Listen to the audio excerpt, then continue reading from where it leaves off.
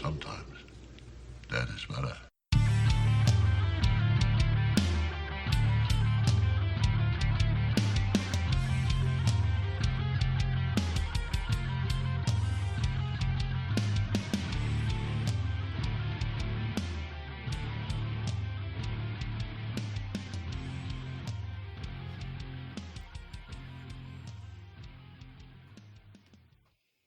The following podcast is not responsible for Pete. What? What are you talking about? Well, I didn't. It was the voiceover guy. He was just making sure that, everyone was in the loop that there is another Pete pick on this week's episode. But it's a banger, isn't it? I enjoy it. Boy, Nate, you're a little hot and cold here. It's really hot in here, fellas. It's really... Whoa. I don't want to... Pete, take it over.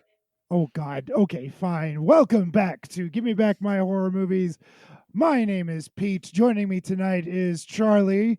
Hello, Charlie. Hello, Pete. Nate is also with us. We're not sure what's wrong with Nate. We think he may have, lost a couple of brain cells.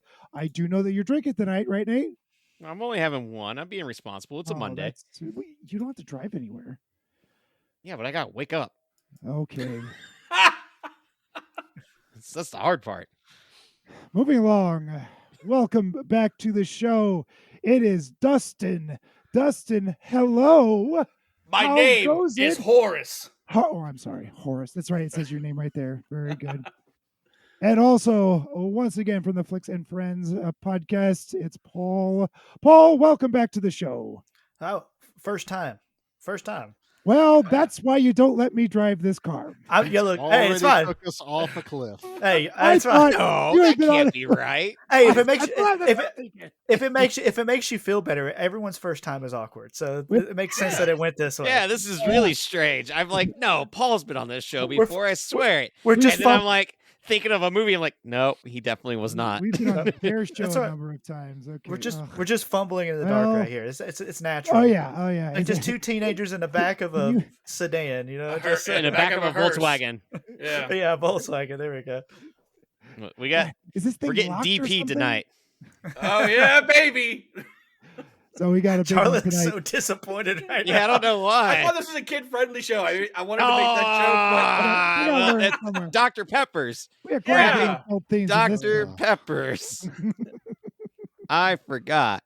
Dork This is Peppers. What happens when we don't have structure? Okay, this is what happens on a Pete-centered episode. Hey. The guy warned you everyone. You were supposed to drive, and you handed the wheel off to me, and so I drove it right off the road. The problem is Nate literally just took the wheel off the column and handed it to me. Now we're careening off the cliff. You got this, right? Who does that? Do I have this? Tonight, the one, the only Monster Squad. From all of our childhoods, we love it, and I've already forgotten what year it was. 1984, was it? Correct. 87. That was close. Way off, Pete. Now, it's not that far off. One thing, this movie was selected by the audience, so they got to choose what movie we get to do. Indeed. Yeah, audience. Good job, We're audience. looking at you. We have a couple of sourpusses in the audience, not because of this movie. We're also not because of this movie. We're also part of the audience too. Yeah, we are part of the audience. You got a bone to pick with the audience. Yeah. I listened to a whole panty head episode, and I can't even get one Power. You should watch the movie; it's wonderful. How about we not talk about panties on this? No, we don't talk about HK, especially during Kids Month. It'll get you on a list. Absolutely get you on a list. So no, we put out a poll for everyone to pick a kid-friendly horror movie. Nate and I put up some selections that we knew we were losing. As soon as Pete said Monster Squad, there was no contest. There was no way we were going to win. It won by a landslide. I'm pretty sure the only people that voted for mine and Nate's movies was me and Nate. So that's why we were doing Monster. I didn't pick a good one. That's on me.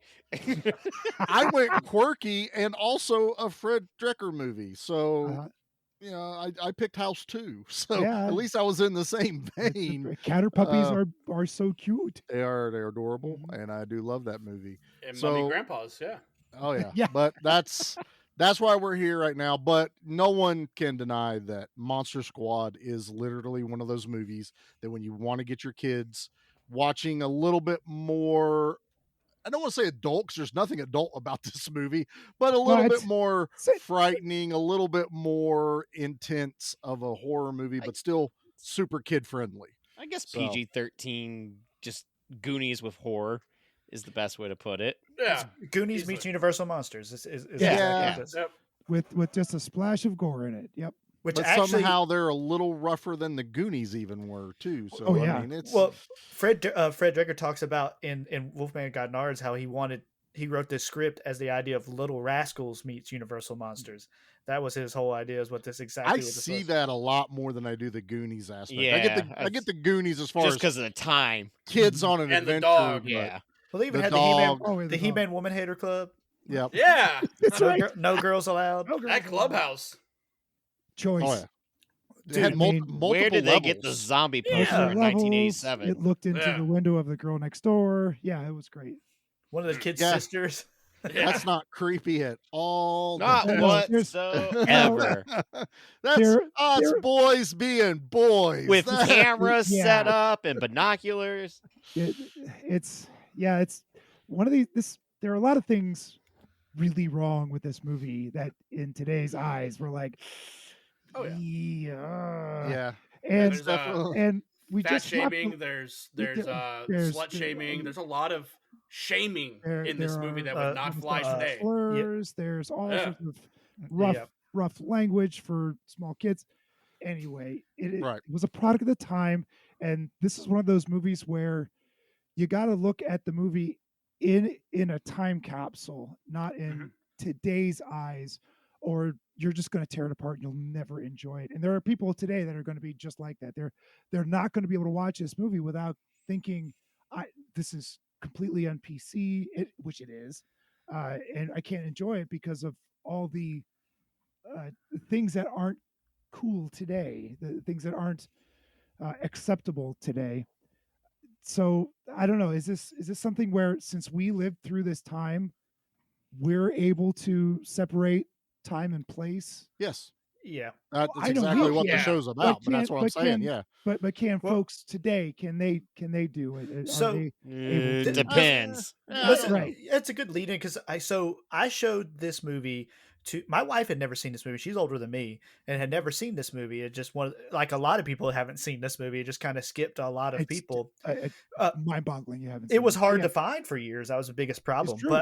But my kids have obviously never seen it. And for Halloween, we do a family movie night every week. And that was my pick this past October because they'd never seen it. And everyone absolutely loved the movie. My wife absolutely loved the movie. But when we got to those parts, I had to explain to my kids, because they know those are words we don't use. They know they're words, that they're hurtful words.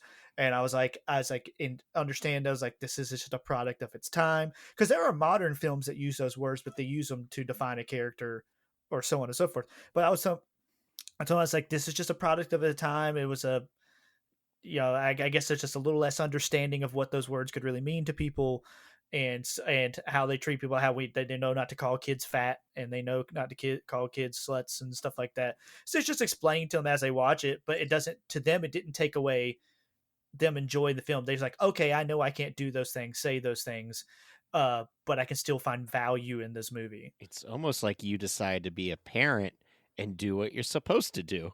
That's weird. And then he'll take Milo to go see Violent Night. Yeah, I took it in the theater. As you're supposed to do. Once again, he's just being a parent. The boy must grow to be a warrior. I said, let the boy watch. All right. Well, I'll tell you what. Let's get everybody in the mood here real quick, because we're already into the heavies of this movie. But let's go ahead and hit the trailer, because, yes, trailer. Thank God. And then I got a thing after the trailer to read. And then Nate has a thing. See your thing, Nate. I told you. I'm pulling it out. Put the dork away. You know who to call when you have ghosts. But who do you call when you have monsters? We're the Monster Squad. What's a squad? It's like like my own advice, I think. They're young and inexperienced. Naughty virgin. They're a bit disorganized. Monsters are not real. We don't know that, sir. 2,000-year-old dead guys do not get up and walk away by themselves. But when strange things start happening in town... There's a monster in my closet. Whoa! Look at that big, scary monster! What's happening? You wait till a werewolf. Silver bullet? They're the only ones ready to do battle. So he's out there just killing people. And if it's monsters, nobody's gonna do a thing about it but us. And the creatures of the night shall rule the world. Real monsters? Us? Midnight. In the world, remember? Maybe we can be like Mascot and Stitch, you know? Two mask bombs. Yeah, 235, stick back up! Hurry up! Or Nature Squad. The book is right. Don't you see it's all true? By midnight, You guys! they won't seem so young anymore.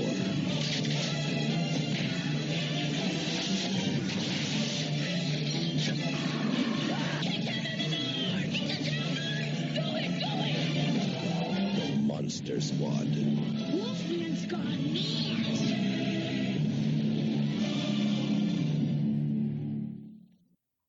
There's you an 80s trailer. Yeah, that's a good trailer. Quality. Yeah. All right, Nate. You said you had All something right. to whip out on us, so I do. So this comes from the director, Fred Decker himself. And this was part of the 20th anniversary. So this has been, it's getting closer to 30 years at this point. But anyway, he said 20 years ago, Monster Squad was released to dismissive critical reaction and anemic box office. To quote my longtime agent, the silence was deafening. Years went by. Then something odd happened. I began to get inklings the movie was being discovered on cable and home video. T-shirts and VHS tapes started popping up on eBay. There were punk bands and websites. A waiter once looked at my credit card receipt and said, "Are you the Fred Decker who directed the Monster Squad?" When I said yes, he asked for an autograph. Cut to, as we screenwriters say, April 2006. Thanks largely to Eric Vesp of Ain't It Cool News, I was sitting in the lobby of the Alamo Draft House in Austin, Texas, signing more autographs. Lots of them. Because there was a line of fans out the door and down the street. All of them there to see the movie on the big screen. That night, the Monster Squad played the two sold-out screenings, cheering screaming, cheering crowds. More screenings followed all over the country. Then conventions and personal appearances. The fan base was proving itself not only passionate, but also huge. And, without fail, every other question was the same. Where's the DVD? As you hold the answer to the question in your hands, it is finally, gratefully occurs to me, the movie did find its audience after all. It just took 20 years. And yes, Wolfman still has nards. So, couple things here of why I wanted to read it. It's kind of shocking to know a movie of this stature, it took till 2006 to get a release. That is not even getting a, one of those old school DVDs that have like the black snap. Yeah. The cardboard, the black snap. Yeah. Yeah. My dog likes to eat back in the day. Cardboard tastes good.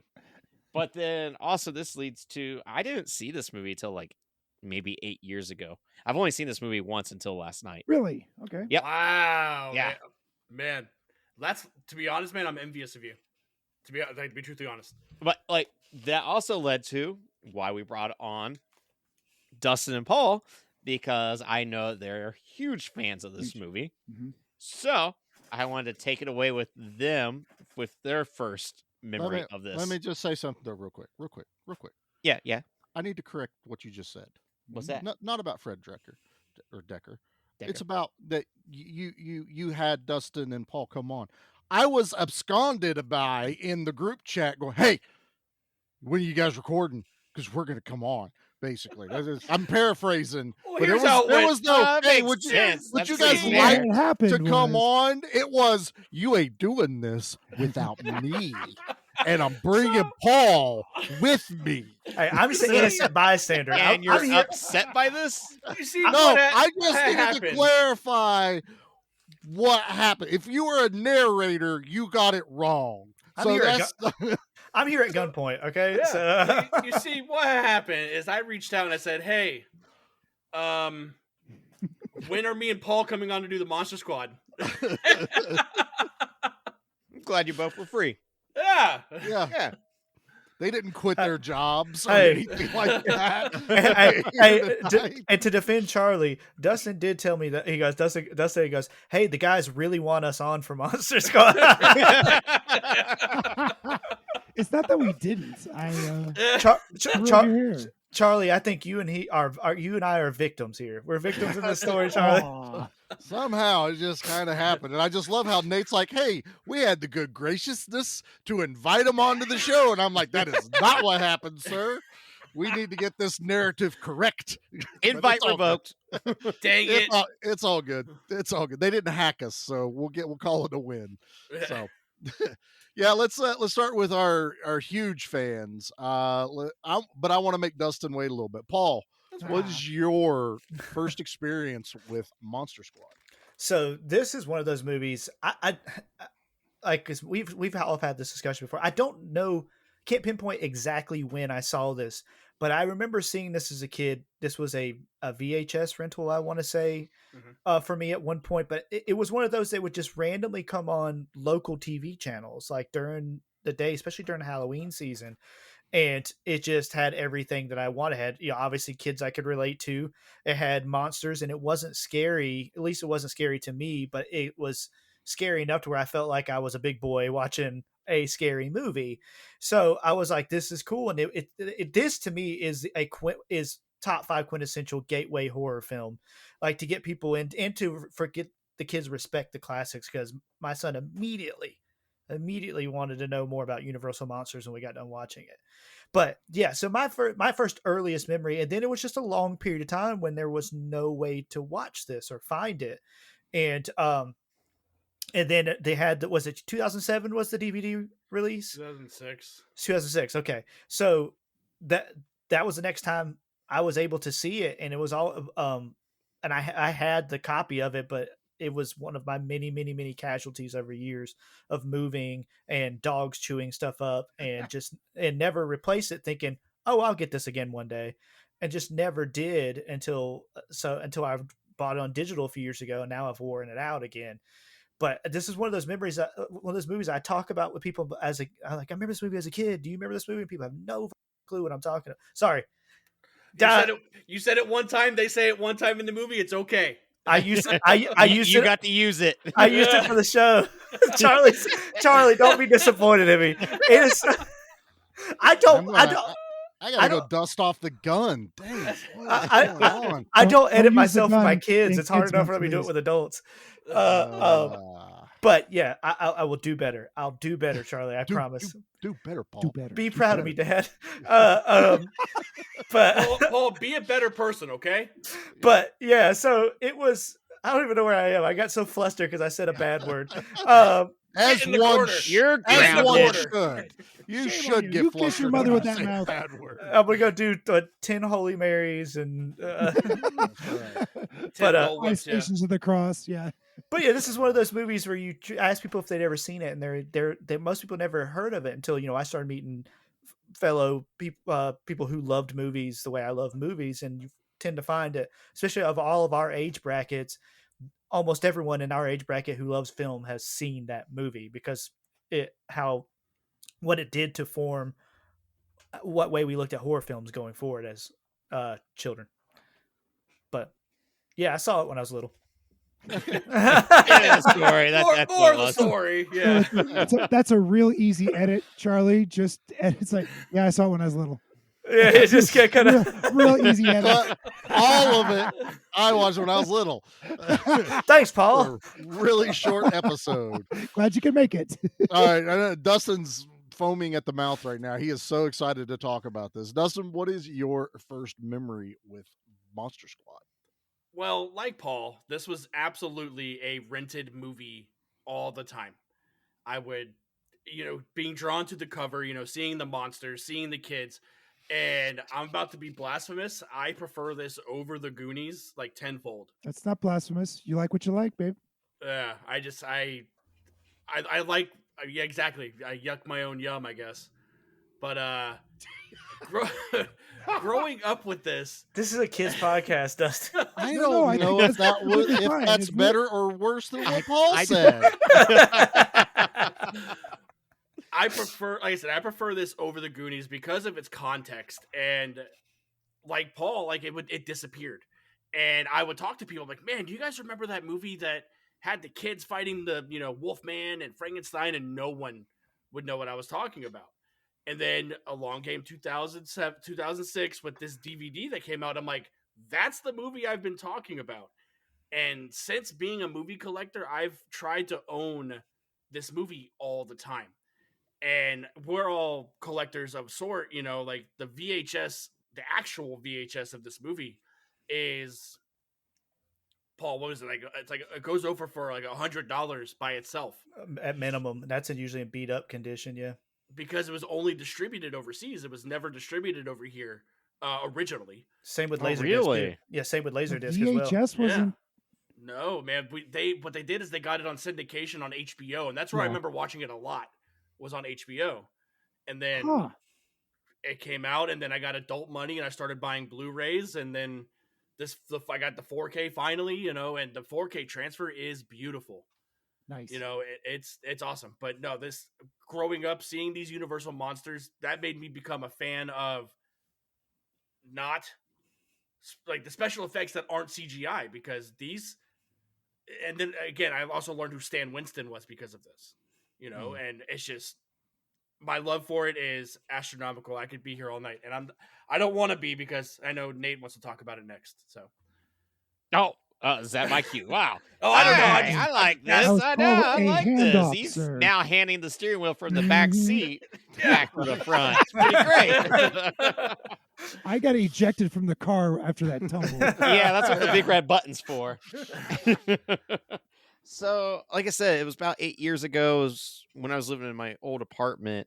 I found the DVD and bought it because this would have been around the time the first season of Stranger Things came out. And I kept reading. Ago? God, I think you're right. Maybe 9. Whenever that first season dropped, because I remember people reading about people talking about this movie. Now, I've never heard of that, but then realized Shane Black and Fred Dekker were involved, and I was like, oh, cool. And found the DVD for like $5. I was like, awesome, great. Bought it, watched it, went, I like that. And then I have not watched it since. And then I watched it again last night, and I'm kind of not in the same ballpark as everyone else, where it's like, I like it, I don't love it. I think it's got enjoyable moments to it, but I don't think it's got enough of the Monster Squad. I don't think it's got enough of the monsters, and that really bums me out. So that is kind of where I'm at with it, where it's like it's enjoyable enough, but I'm curious to see why everyone loves it so much. And am I wrong? Am I broken? Because I feel like I'm not getting something here. Because even when the polls went live, man, did everyone go crazy for Monster Squad, like really hard. And I was like, I haven't seen this in forever. I hope it's like enjoyable, and it is. It's just not my bag of tea, I guess. I don't know. Something's off. So that's my history with the movie, is twice now. 2 times, as I get a lot of angry stares from our guest. Not angry. Like I said, like I just said, man. Listening, yeah. I'm envious, to be truthfully honest. Like, you got to experience it for kind of like a first time, and yeah, basically. I wish I could go back and experience this for a first time. Well, that's the thing. I don't have the nostalgia. That's with also this the movie. problem. That He which didn't is experience it when he was Yeah. a child. If you want to go back and experience it for the first time, you go back in that 12-year-old Dustin or Paul or Nate. Yeah. And that's when you experience it, Mm-hmm. which I is one of my don't- concerns about not modern day people, but today. If this is a first time watch for kids, is this going to resonate like it did for us But when we were that age, experiencing similar things in school and technology and fashion? now, there's a couple things here too. The original poster is phenomenal. It's good. Mhm. It's so it's a good. classic Sitting on the hood of the Hollywood car. That yes. car is awesome. Yeah. The characters are great. All the Universal monsters in the background. you know who to call when you have ghosts, but who do you call when you have monsters? This sells itself so damn well. That's how Hollywood sold movies back then, is through a poster, and you'd get a trailer in theater, but you didn't get something on YouTube back then. You had to sell it through a poster. But you'd see in the newspaper, or if you were actually in the theater, you'd see it walking by on this coming soon. And you didn't get that poster though when this movie was being promoted. Like what they did is they did billboards of big wanted posters, and it was all of the Universal monsters. And the Mummies wanted poster was wanted for statutory rap. Oh God, that sounds like 1987. Dude, like I'm being like, dude, it's That sounds like 87. What? Yep. But like, I get why this movie flopped, because I don't think in 1987 people were ready to revisit Universal monsters, because we are talking about slashers and what 80s horror was bringing, to go that far back into the 20s and 30s and 40s. So what year was Goonies? I don't know. That's the other thing. 85. So we're not far removed from Goonies. We're not. And Goonies was a smash hit. And I get they're going for that same they had crowd. All the money to advertise. But they don't have Steven Spielberg. That's the other I thing. think it had everything to do with the rating. I think like the parents wouldn't drag their kids to go see this PG-13 monster, which was movie. New. PG-13 was still very new. Really new at that time. And like Dustin said, I'm glad he did. Like I'm not the biggest fan of the Goonies. It doesn't click for me. Like you know, like it's just one of those movies. Like I never related to any of those kids. Like so, it just never is really stuck out to me, even as a kid. You were the dork in the groups. You were maybe that's why I didn't like it. That's my mom's favorite piece. Right. Oh, so funny. Oh my God. It's upside down. Yeah, he's pissing in our faces. Slick shoes. So, Pete, what is your first experience? That we have Charlie go last. Old man Pete saw this in the movie theaters. And lucky, man. Here's my and my folks loved going to the theater, and so we went to go see this. Before I saw this in the theater, my dad had already introduced me to the Universal monsters, whether it was waking me up in the middle of the night to watch Dracula on Elvira or whatever horror host was playing, whatever in our area. I got to see a good amount of those. Especially the big ones, Wolfman, Creature, things like that. So when I went to go see this, I was already familiar with the characters, and then you throw kids my age-ish into this theater. It just all of that just meshed really well. It was funny. It was quotable. All the kids in school were saying Wolfman's got nards. I got slimed. We came, we saw, we kicked its butt. These are all things that were said in the halls of my junior high. And yeah, it was like, now okay. I remember renting this on VHS. Now you guys just said it wasn't available on VHS. So am I having retail. So retail. And not everybody had it available to rent because it was $100 a copy for. That was normal. Yeah, that was normal because it was a and it wasn't in demand. It made no money in the box office, so they probably only got like one or two at most. 5. I know my mom and pa store never carried a copy of this. You know, okay, neither did mine. I do remember renting this a couple of times because it was so much fun. I was in junior high at that time, so I was a little older than some of the kids in the show, but it still harkened back to Goonies, Stand By Me, things like that, where you had kid-centric heroes, so to speak. I lost my train of thought. So it went, oh, there it goes.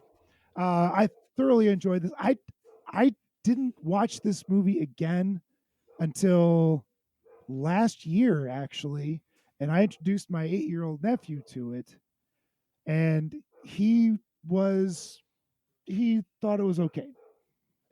which made me a little sad because this is near and dear to my heart. I think it has a lot of heartfelt, wonderful things to it, and it made me a little sad that he didn't like. Now he did like Mothra when I showed it to him. He did like that one, so we're good. But yeah, this one didn't really resonate with him. And then I watched it again yesterday, and just made me smile all over again. I dearly love this movie. Nice. So Charlie, what is your first experience with this? So this one I had to think back on because I kept going. I don't remember watching this as a kid. I remember watching it at a fairly young age, but I want to say I was like late teens before I actually ever saw this movie. And I remember watching it and going, well, it's like Goonies. But I'm gonna kind of be with Nate right here and go, it doesn't strike me like it strikes a lot of people. Like with I really think there is a finite time for someone to watch this movie as far as age and for it to resonate with them. Because by the time I was in my late teens, I was watching R-rated movies. I was watching people's guts get ripped out. I was watching some of the scariest stuff I could get my hands on. And then I go back and watch a kid movie that was fun. And then we let the kids watch this a couple years ago. That, you know, the whole reason we're doing this. And let me say, this is a perfect movie to get kids into watching horror movies if they're wanting to go down that path. And they watched it and they were kind of like, okay, that was fun. And they've never asked to see it again. They never talk about it. They don't do anything about it. I hadn't watched it since then till again last night. And I'm sitting there making Jackie mad because Jackie loves this movie. And I'm sitting there poking 1,000 holes in the plot of this movie, just going, what, that doesn't make any sense. What is happening? Why? What is that? Why? And she's just like, shut up, watch the movie. Act like you're a kid. I was like, I don't think I was this stupid as a kid. Why is this happening in certain parts of this movie? Because I'm like, so Dracula falls out of an airplane unexpectedly, but it just so happens to be where he needed to land, and just so happens to be where the creature lives, that also has a museum with a 2,000-year-old mummy and the house that Van Helsing's family buried the amulet in, and a swamp. Dracula's had 100 years to plan for this. And Van Helsing's much like Pete had a year to plan for February and still bombed it. And it was awesome. Well, and but see, also I think I like to defend that. To defend this, while we're here, I want to defend this a little bit. Okay. So he doesn't move in the airplane until he knows where he needs to be. It's dead quiet all the way up until that point, and then all of a sudden they hear him moving in the back, so he knows where he's at. He knows he's where he needs to be. So why didn't he go pull the lever and drop? Why did he need to get the other guy involved? Maybe he wanted to eat him. He's Dracula. I honestly think he's got a bloodlust. He was caught by surprise. I feel like. Yeah, because he didn't kill the guy. He falls. He and Dracula. But then, is there a werewolf epidemic in this town? Because this dude is raving mad that he's going to turn, and I'm like, dude, is this an issue that we should have known? Is this in another movie? Like, no, why? I honestly think that was triggered because of Dracula's appearance at that point. Then how did he know he was a werewolf? Because he runs into that police station going, lock me up. Well, do you know lock me up.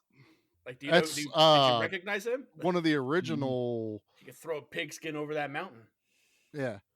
Uncle Rico. Uncle Rico. I was getting, what? No. Yeah. What? But mind blown. I know as a kid you're supposed to not pay attention to this kind of stuff, and I get it. But I was sitting there as a 44-year-old going, and I know who wrote this, and it makes me even more mad because it's Shane Black, and I love Shane Black. We're talking Lethal Weapon. We're talking, everything I love about action movies. And then I'm like, he wrote this. It helped write because I know Fred did a lot of different things on it. Like Dracula all of a sudden has the most pimped out hearse you could ever want. It's got a Hell skull yeah, he on the does. front. Yeah. It's got, Yeah.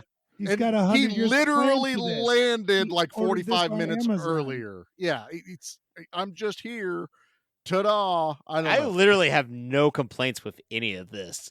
Like what you're complaining about, was not what bothered me at all. And That's also, what bothered me. That literally is what's bothering me because I'm in the mindset like, it's just a kids movie. Let them do, because it'd be like, why is Pennywise in that house? Or why did they knock that baseball into that old man's yard? Like, also, he was next door. There's a good chance there's a Renfield in this world, and he probably had all this stuff ready for him, ready and available. I think Dracula could live at more than one residence. Well, yeah, he was. Why did the Van Helsings go there with the diary? And I still don't understand how the kid got the diary other than his mom dropped it off. Blue? Because it's not. It's clear. Charlie, you don't have a movie if all these things don't happen perfectly. But I'm just sitting there going, I can't get over this. Like, I'm enjoying the movie, don't get me wrong, but I'm also sitting there going, I don't get this. Like, I kind of understand why it bombed. I kind of sitting there going, as an adult in the 80s, I'd have been like, what the beep, somebody already took it, is going on during this movie? Everything else I love. I love Frank, Frankenstein's monster and the little girl. I love him. I love the interaction with the little girl. Oh, she's wonderful. I honestly kept that getting mad. No business being that good. I was really mad at the friends kept calling Horace the fat kid. Mm-hmm. Like that was the insult the bullies put on him, and EJ stopped it. But his best friends kept calling him fat kid, and I'm like that. It's cool if you do it once or twice as buddies poking at each other. Yeah, but I mean, it's also like keep going. Did Chunk have a real name? Yeah, no, exactly. And I made him do the truffle shuffle just so he could come in the yard. Come inside the house. Mouth made him do that. Mouth was a real dirt. Well, they all call him Chunk. Well, there's nicknames, and then there's fat kid. Right. That's what you're saying is they needed a better nickname for him being chubby. Yeah. Blubber or to be fair, Snickers. Call him Snickers. I don't know, but just to be I really like that. That's product placement, and you get a joke out of it. There you go. For one. Oh, right there, Shade Black. Call me. We need to get you on the show. Then Snickers be like, our candy bars don't make you fat. You just have a glandular problem. That's all. Yeah, it's glandular. Yeah. I'm not fat. I'm big boned. And to be fair, I think only the one kid really repetitively called him fat kid in the group. The leader, the one that's in charge. Yeah, the leader called him like he goes, "Stop it, fat kid! Shut up, fat kid!" We're going like right before they go into the mansion to get the ambulance. He only calls him fat kid. Kick him in the nards, fat kid.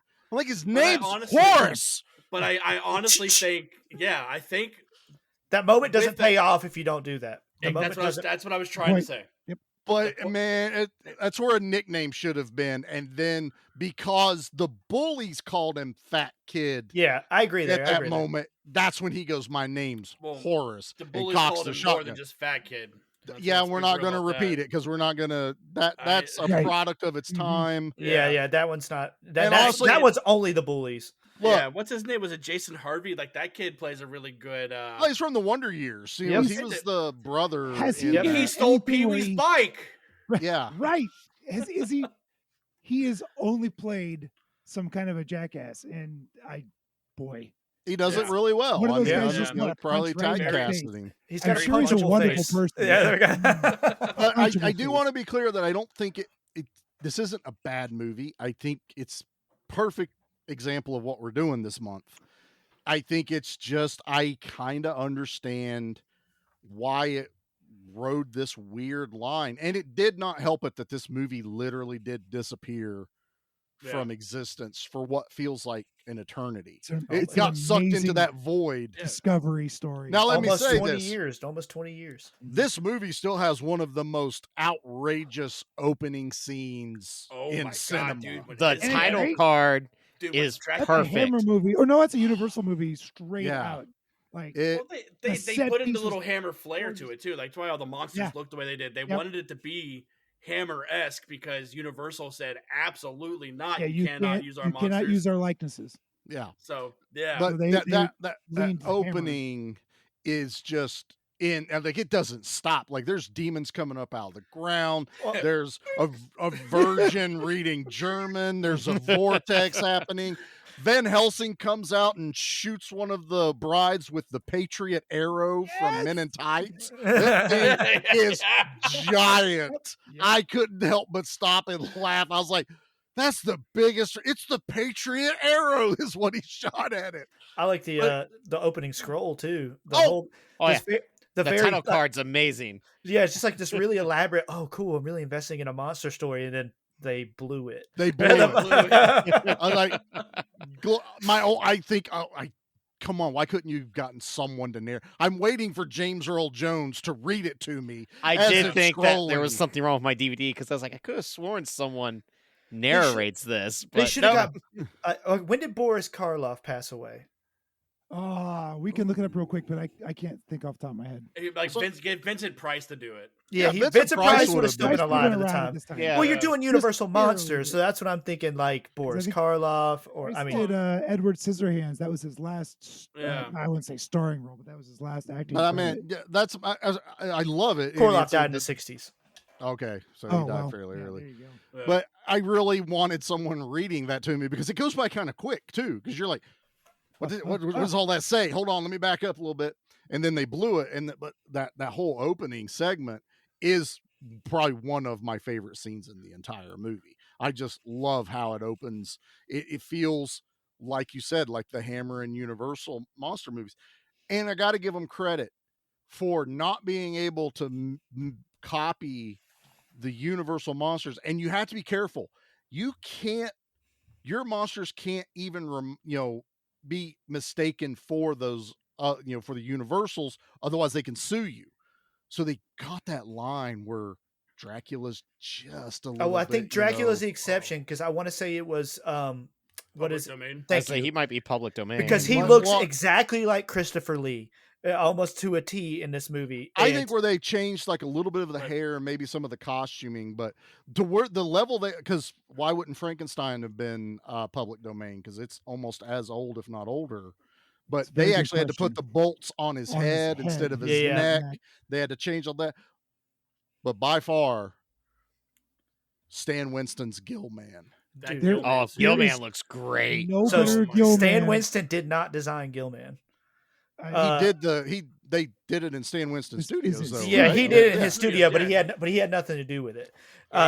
Who was that? Was John Woodruff Jr., right? Like that. Yeah. So basically, when I say Stan Winston, it's you mean his studios? Yeah, gotcha. The studios. 10-4. Look, Stan Winston barely really did put unless it was a at that point. it was by that. He was running a business at that point. Yeah, he was. Yeah, gotcha. Predator was done. All that his name was out there.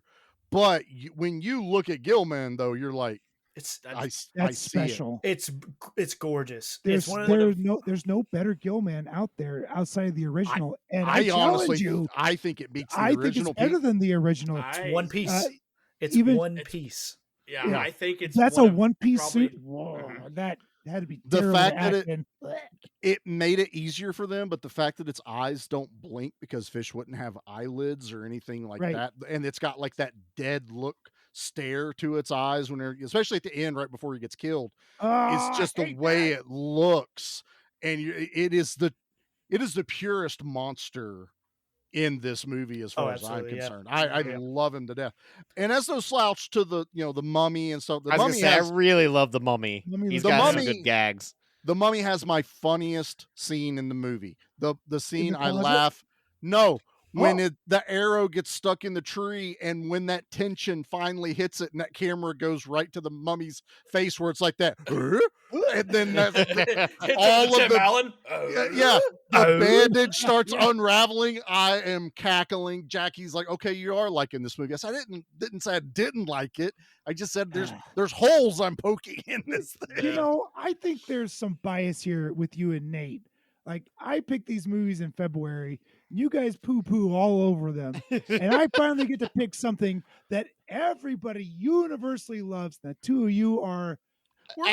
I'm just as confused by this as well. It's okay. It's a Pete pick. We Well, come to expect. Well, it is a Pete pick. That is fair. That's a Pete fact. pick backed by the people, so you're not Yeah. alone. It's not like everyone voted for HK in February. Yeah. You know, this If is they've seen the movie before I picked it, they would have also voted for HK. Well, they are in the minority today on this show. There's 3-2. And I knew we would be, and I honestly, I knew when the movie ended, I went, I might be Team Charlie on this, and that's a little that's weird. What you meant? Well, didn't because I remember Charlie had I had said something that it's not my favorite movie. I understand it, and I get why it is for a lot of people, but I had some issues with it. And I also knew I had to be super careful because this is a beloved movie, and I'm not here to shit on it, and I'm not shitting on it. If it was on right now, I'd probably sit down and watch it. It's just one of those that it's like, if I had a choice, I'd probably put Goonies in instead. And Charlie's complaints are nowhere near mine. Okay. Not which even is in the other close weird radar. part. Yeah. So I want to say this too, because me and Dustin, I love Monster Squad, but I adore Goonies. I would put Goonies on before I'd put this on. But that's because I'm not. But for the music alone, Goonies is better than this. For Corey Feldman alone, man, rockin' till you drop, no, rockin' till your hearts, dude. That's a banger. But oh yeah.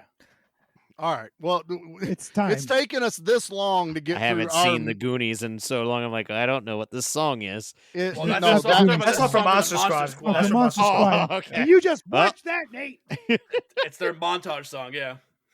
Yeah, Cyndi Lauper was Goonies. Yeah, that's all right. Well, it's taken us this long to even just get through our history, barely talking about the movie. Let's hit us a horror commercial, and we'll come right back. All right.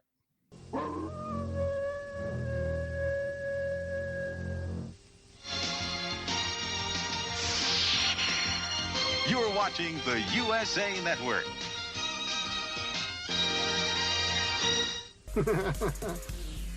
Is this thing on? Oh, hey, I'm Jeff. And I'm Kev.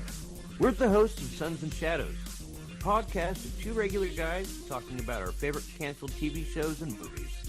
We're all about having a good time, remembering these shows, and exploding your mind. Come over and check out Sons and Shadows on all podcatchers or directly at sonsandshadows.com. Because we're filthy and fine. Welcome to Manic Movie Monday, where one person's trash is another person's treasure. Here we celebrate the trash, the treasure, and everything in between. You know, when women get stressed, we take a bath. There's a lot to unpack with this movie. Spoiler alert, prison is not like reform schoolgirls, and I really wish somebody would have told me. We're catfishing serial killers. We're just trying on clothes without tags and seeing what fits. Everyone is wearing mail order lingerie. So join us every other Monday and stay manic.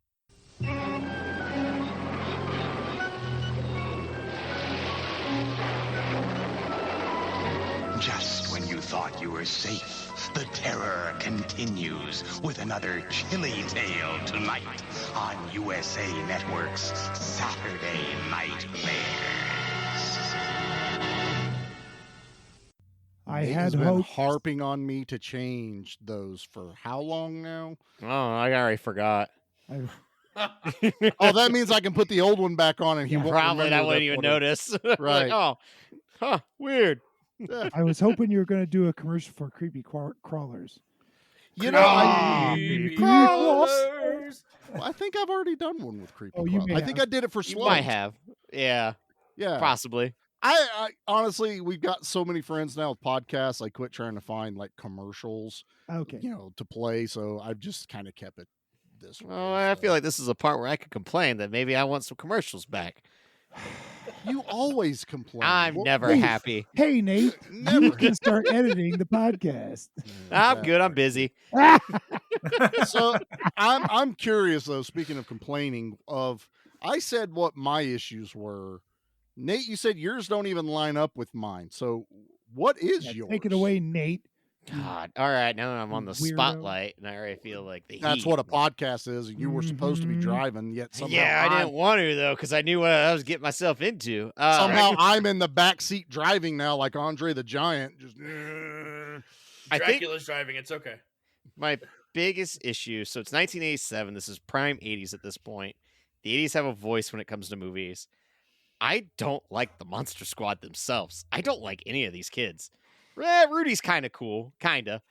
But like a lot of it was just, I just don't like the kids. And then like, I love this concept. I think it's such a brilliant idea of kids fighting the universal monsters and having Wolfman and Dracula and Frankenstein all team up. I think that is all brilliant, but I don't feel like Dracula is ever like fully utilized. Like, I think it's great when they, you know, open up the hatch and he floats. I think that's a great reveal that you have a vampire on the plane. But I just don't think it all ever comes together as well as the idea. So that's my complaint with it. It's just, I think it's a really brilliant idea that just doesn't fully sell me on it. So I will agree with the squad itself does have its fault. Yeah. It's missing a Sean Astin. It's missing, which Phoebe is really that, but there's not enough of Phoebe being involved in it. Yeah, Phoebe is great. Yeah, and they shit on her the entire movie. So it's kind of like when she reveals Frankenstein. That's what you did to a little sister. You shit on her the entire time. I had a little sister. I was never that bad to her. I mean, yeah, he was kind of a jerk, wasn't he? Yeah, she saved the day. She saved the day. Yeah. Oh yeah. So yeah, I mean, I know it's the 80s, but I have a really hard time when they have to equate. We need a virgin, and they look at the little girl, and it's like. There are a couple little boys there also. Yeah. I think it had to be a girl. I think it was what it was in the book, and that's why they went for the older sister. But I was just there was a great joke with the older sister going. Yeah, that was well, great. he doesn't count. He doesn't count. Steve doesn't count, so I will give it that. But there was just, and I get it. It's a product of its time, and I'm sure it didn't mean anything. But especially when I have a daughter, and I'm like, someone's looking, I'm like, it just didn't. Yeah, it is a little weird. I also think it's the innocence of Eugene asking. Like, if it were like a grown adult saying, "Oh, that little girl's a virgin," you got it very. You have a very good point, and I will accept that explanation right there. Yeah, I think. But then Eugene called the army. Hey, Eugene is the true unsung hero in this creature movie. Stole my Twinkie. I was saying that all day today. Military on you, steal my Twinkie. Which one of you is Eugene? I was like, I love that because it's a great gag of like the way that he hand wrote that note, and the military showing up like, we heard there was monsters. Army men. He has assertive penmanship. I think that's Eugene that's what got their attention. Eugene's the character that I understand the Little Rascals influence more than anything. And I was Phoebe. like, and Phoebe. Oh, and Phoebe, but I got like Eugene because he had the dog with him all the time. Because I forget what the kid's name was, but in the Little Rascals there was the little rascal that was obviously younger than all of them. He was one of them. Yeah, I can't remember his name. That's Buckwheat, and that's the kid you're talking about. Is the other kid? That's with Buckwheat. Yeah, that's with Buckwheat. I thought it was Porky. I can't remember. But anyway, I feel like that's another fat kid joke. We got a pickle. We got a pickle. Hey. I got $1. I got $1. I got a nickel. I'll give you a nickel for a pickle. I just want to bring up real quick the werewolf transformation in the phone booth. Love it. Oh man, so simple. He calls so that effective. cop, and he's like, "Hey, Dracula's after your kid," and he goes, "Oh no, you're just full of it." And when we get that pan and he's more like in mid morph and he's like, he's gonna kill your son, dude. That is so good. On top of again, like I love, in my opinion, Duncan Ragger, the guy that plays Dracula, is my favorite interpretation of Dracula. He's great. I can see that. So, he has a more menacing. Paul, my opinion. I know, but we've discussed this before because I like this Dracula, but to me, he's Christopher Lee. Like he's doing a lot of what Christopher Lee does. He's more scary than Christopher Lee is, though. That's debatable, but he is. I'm gonna have to side with Paul a little bit. I don't know. Yeah, I think I'm Team Paul on this one. I don't know, baby. When you start talking about fear, because there's one thing about this Dracula is I'm never truly scared of him, but I get it that he's powerful, that, you know, obviously he's the leader, he's controlling it. Dude, he goes and throws dynamite at this clubhouse. Oh, I love that. His walk through the police at the very end to get to Phoebe. Love it. That's what I want. He Steven Seagal's them, dude. He's Thor, right? He's break arm, break neck. Yeah, I say, you fall down. Like I like I said, I like this Dracula, but this Dracula to me is mob boss Dracula. Like he's yeah, good. I like that. Okay, yeah. I can see that. But what he brings up Phoebe and like that's true terror because he did what all thespians do. Yeah, what all thespians do, they stay away from the child actors until like it's a first impression type of thing. Yeah, and that's exactly like that first that when he lifts her up, that's the second take. But the first take, like the scream was so short and like she literally exhaled so much air she didn't make a sound. She was so terrified. She was so terrified on the first take. Yeah, she had only seen him in like the outfit, but she was terrified of the red eyes and fangs. Yeah. So Drecker had told Dracula, I forget his name. He goes, "We're gonna go through it. You're gonna be in full makeup. She's gonna be on the platform. She won't realize that stuff's on you right now." And when they raise the platform up, which is what makes it look like he's lifting her, that is literally her seeing the red eyes and fangs for the first time in her face. And it is the truest terror. That's like the Hans Gruber getting dropped off the building because the stunt guy goes, "We're going to let you go on 3," and they let him go on 2 over the airbag. So the look on Gruber's face is legit. Like, you weren't supposed to drop me yet. That's the little girl. Like, she was not expecting the demon of Dracula. So they duplicate that. So Andy Muschietti, or how you pronounce his name, duplicates that in It Part 1. So the kids didn't see Bill Skarsgård in the makeup until the refrigerator scene. It was the first scene. It was the first scene that they filmed. And so that reaction you see is genuine. It's first take. And yeah, it's just so smart because especially with a film like that where you see them in the makeup the rest of the movie, like to get a take that you need genuine terror as a group out, that's when you want them all to see them at first.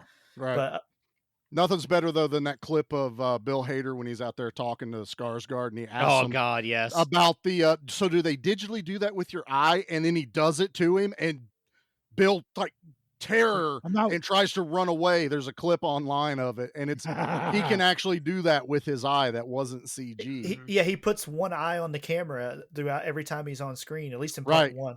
And Bill was asking him like, how do they do that? And he just does it. And it's like, I would have ran. I'd have pissed myself and run off. But do you think the Mullet Crow is going to do that? Do you think Mullet Crow will have one wonky eye? He's going to be in the sequel.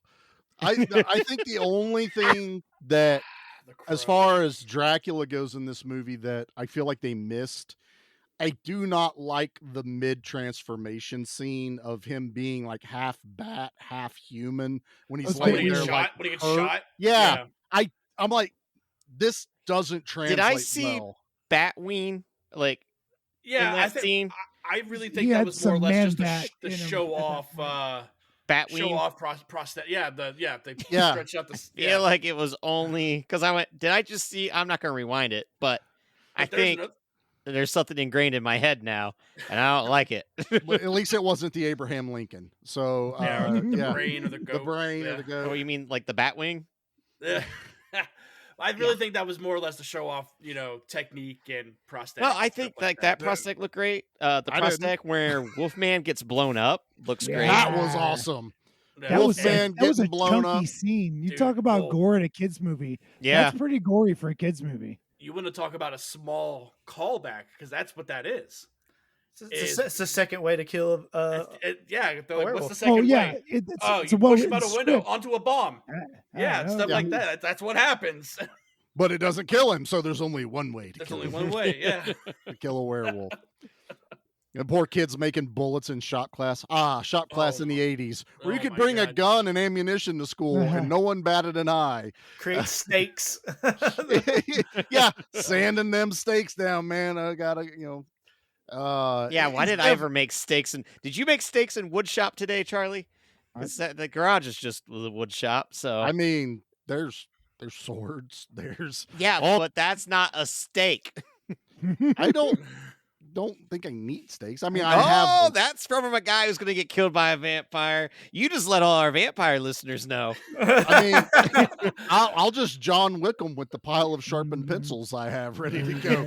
They're like mini steaks. Just put a steak on top of one of your axes like Buffy does. Yeah, see? And you'll be fine. I'll just get a shotgun like Blade, it's totally fine. I got this handled. It's not a problem. I just want to touch a little bit how Nate, you were talking about how you didn't relate to any of these kids and how none of them really appealed to you. I seen a little me when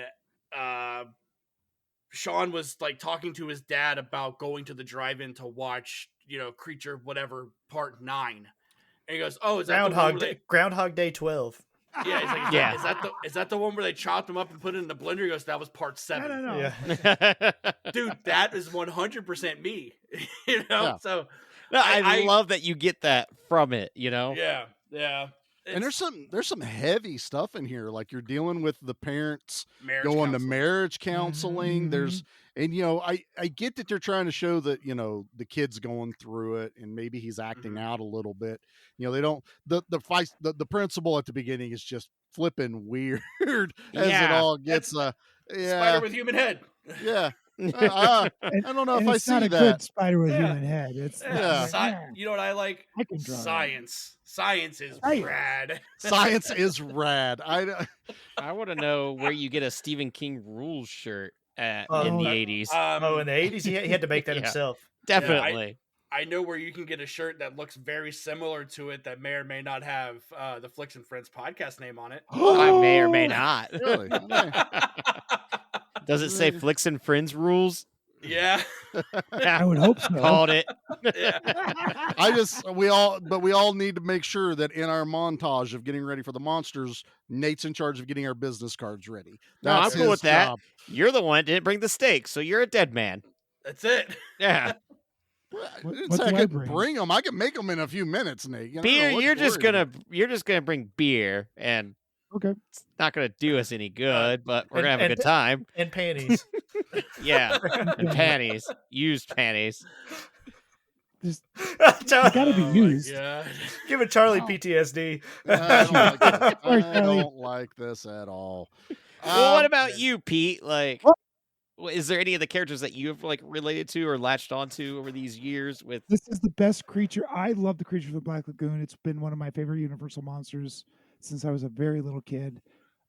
It's sad. It's sad that they haven't explored this creature more. Agreed. It really hurts. Now, Shape of Water. Oh yeah, chef's kiss. What a fantastic. So the guy that dressed up. Wore the mummy costume, isn't it right, Dustin? He wore the mummy costume. It went on to do the prosthetics, the special effects. He created the amphibious man. Really? Yeah. And if I'm right, I think the guy in the Gillman costume was one of the special effects guys working for Stan Winston and begged just for the shot to play. And because I think something happened, he knew someone else, and they just started making the suit based off his life cast. So it was like, he has to do it now anyway, because that suit's not going to fit anyone else. You ain't getting Arnold in that, Gillman outfit. It would have worked perfectly. Gillman stole my Twinkie. Put my wife's Twinkie down. on top of my love for the Gillman, I cannot be more angry with the way he was dispatched. Shotgun to the chest. But also, I was like, when I saw is he really immortal? He's just a creature. So fish out of water. Yeah, exactly. He's a wolf. He's a dog. He's a hawk. He's a living, breathing creature. He doesn't have any. What are the rules with the creature? There are no rules because he lifts Frank up out of the water. Yeah, he's lifting that, so he's strong. But I don't think he's crushed one of those cops' heads. Yeah, you could be strong, but not be bulletproof. But he's not bulletproof. Yeah. And that was a shotgun, point blank range, though. It made me mad. Had enough. So, but you gotta kill him some way, I guess. But that was such a beautiful costume. I love the werewolves costuming looked a lot like Oliver Reed's in the only Hammer werewolf movie. Yeah. Well, he had to wear pants of the werewolf. I think can't have a Wolfman Oliver dork Reed's running around out one there. and only. Well, Oliver Reed, a famous drunk, and he was trouble on the set of that movie. Let's talk about that movie another time. Those are machine guns, because that's really what's there missing are no with machine this one. guns in It's this. funny. The Wolfman's face is the only thing I don't really like about him. Right, Because they couldn't emulate the Universal Pictures one because couldn't. it's very wolf-like, so they had to go more. He has a human very features. bat-like. He's got a flat face, and that is one of my problems with that. I would prefer like a wolfy snout, but that's a lot. That flat face is very much what Hammer used to do. Werewolf of London was Werewolf of London a really flat face too? That was before. He had a wolf snout. Yeah, he had the Werewolf of London had a full wolf snout. Yeah. Like 1930. That was one of the things that you saw. Rick Baker won, that was like the first award he won, right? No, Like, no, not American Werewolf in London. Werewolf of London, 1930. Warren Zevon 1931. I don't understand. It was before. Well, again, if you're talking about flat before faces, Wolfman. Wolfman had. Wolfman well, had that's a what I'm saying. smaller Lon face. Chaney but had it a was flat face. Flat face, but it was very human face. Where this was a flat dog face. But I thought that Werewolf of London also had sort of that flat dog face, but I can't quite remember. Someone's going to yell at me. There for this. was to go back a little bit on the American Werewolf in London. Not American. I'm not saying Stop American it! I'm not talking about that. Give me a second to finish my thought. Yeah, Pete's like, someone's going to yell at me for a 1935 movie that only I have heard of. I was We're talking saying, about though, Universal Monsters. on God your darn it. point, though, Pete, is in American Werewolf in London, I have the figure. The Nazi ones have flat faces as well in that movie. You're welcome, Pete, before you jump down my throat. So the 1935 one is just a human face, basically. Yeah. So, so that is one of the designs I'm not huge on, is the werewolf facial design. They couldn't decide whether, we're not flat face, but we're not going to give it a full snout. We're going to do something in the middle, So that leads me to a question I have: is do you think that's part of why this movie flopped? That people went and saw it and went, "These don't even look like the Universal monsters." So that Dracula one and monster does Frankenstein not were make all of the really monsters, good. though. I'm saying is because this movie flopped. But do you It think was there bad. was some people that went in there that loved the Universal monster movies and watched it and went, "Well, this is shit." They're not this even is just close. a case of ahead of its time. Didn't- Like if this would have been made Didn't now, Lost Boys come out a few weeks before this one landed? The 2 weekends, 3 Yeah. weekends before. That's tough to. that also and that's doesn't the help. same target I audience. It's the also- same target audience. Yeah. They also make a point on the Wolfman's Got Nards that if this movie was shelved for about a year, it would have had a tagline of "from the writer of Lethal Weapon" on it. And that would have helped sure it a lot would. more Oh, yeah. Big than time. anything. So I have zero problems with how the Wolfman looks because I like that he is his own character at that point because not all Wolfmen look the same. Oh, And that's no. what I really dig, and I really like the Hammer look of him. Like he still looks like a beast, he's monstrous. All the Paul Nashy stuff. Yeah. Versus the Oliver Reed versus the Lon Chaney Pete, we're stuff. not specious. We don't think they all look the same. That- That's just it's just wrong, Are you Pete. are you calling me a monster racist? monster Is that what Kind you of. called me? As in, You're a now, weird racist. now when we We're say racist, now when we say monster racist, do we mean large racist or Hey, if racist the- of monsters? If the harness fits, Pete. Do you think this movie exists within the Goonies universe though? Because That would be awesome. what's her name? Is it Mary Ellen Trainor? The same Mary mom. Ellen Yeah. Trainor? she's the It's mom. she She's the moved mom in away. both. They lost the house by the lighthouse, and I'm so sorry. That's her. That's Dude, her. I've twin gone like an hour sister. 15. I've done real good. You're doing great. You're doing great. They lost the house by the lighthouse, and she ended up divorcing the dad and starting this other family. Yeah, You know, and and then she's a Kind of a bleak psychiatrist. ending. Yeah. She's a psychiatrist for the police department too, because that's her role in In Lethal Weapon. Yeah, exactly. So, but no, I have zero problem. I really like that they didn't decide to make the mummy kind of hulking, like they made him decrepit. Oh, I love the mummy's look. Yeah, I think Like, mummy good. is dead on. No pun Yeah. intended, but yeah. I see what you did But there.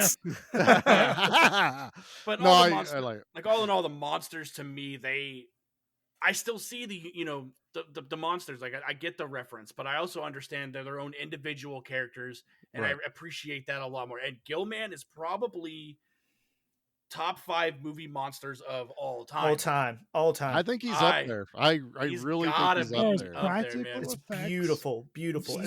So good. And I'm like Pete. Creature is my favorite Universal monster. So honestly, this one looks better. It looks better. It's just It does. I think the fact that it's one solid cast piece, so there's not these zippers and individual pieces that you can pick apart and look at. It looks like a freaking Gilman. It looks like a creature stole my Twinkie. That's exactly what it looks like. Exactly. You know? I feel like he's the unproportions like of his head and his hands and his feet, opposed to the creature is he looks like a human wearing a mask.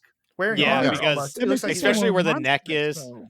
Yeah, man. Yeah. Like it's very animalistic, which I really dig. Yeah, it looks like a true creature that could exist. But I also I don't want to. I mean, we love all these other ones, but man, we cannot shadow Tom Noonan as Frankenstein's monster. He was wonderful. Absolutely. What a hulking creature!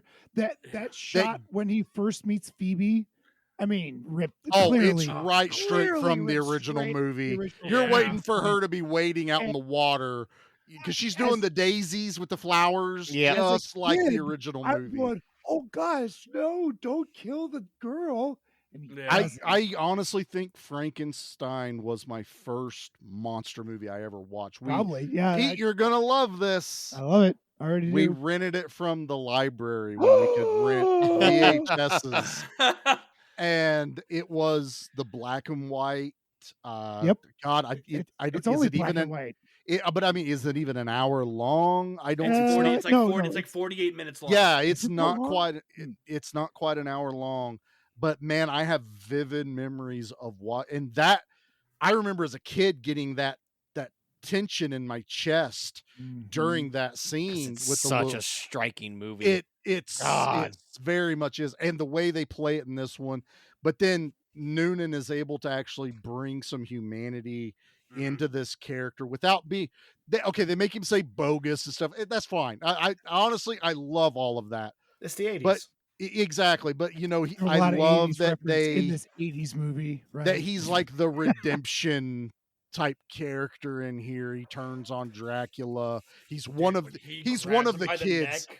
Yeah, oh yeah, it's in Star Wars all over again with It's Vader so picking up. Oh yeah, good. absolutely. Yeah. That's a great. Man, his everyone is reaction to that, and it just pans behind him. dead you see to Frank rights. just behind. Oh my god! You dude. guys are dead to rights, and he's about to tear this Mess little you girl's up, neck yeah. apart, Oh, and then God. something grabs him from behind and stops Dracula. And it you've has to already be seen- it's powerful because you've already Dracula's seen strong. Dracula Yeah. just double bird his way through an army, like whatever, just Seagal Come here, Nate. himself. That image in my brain Now. just popped in, Now.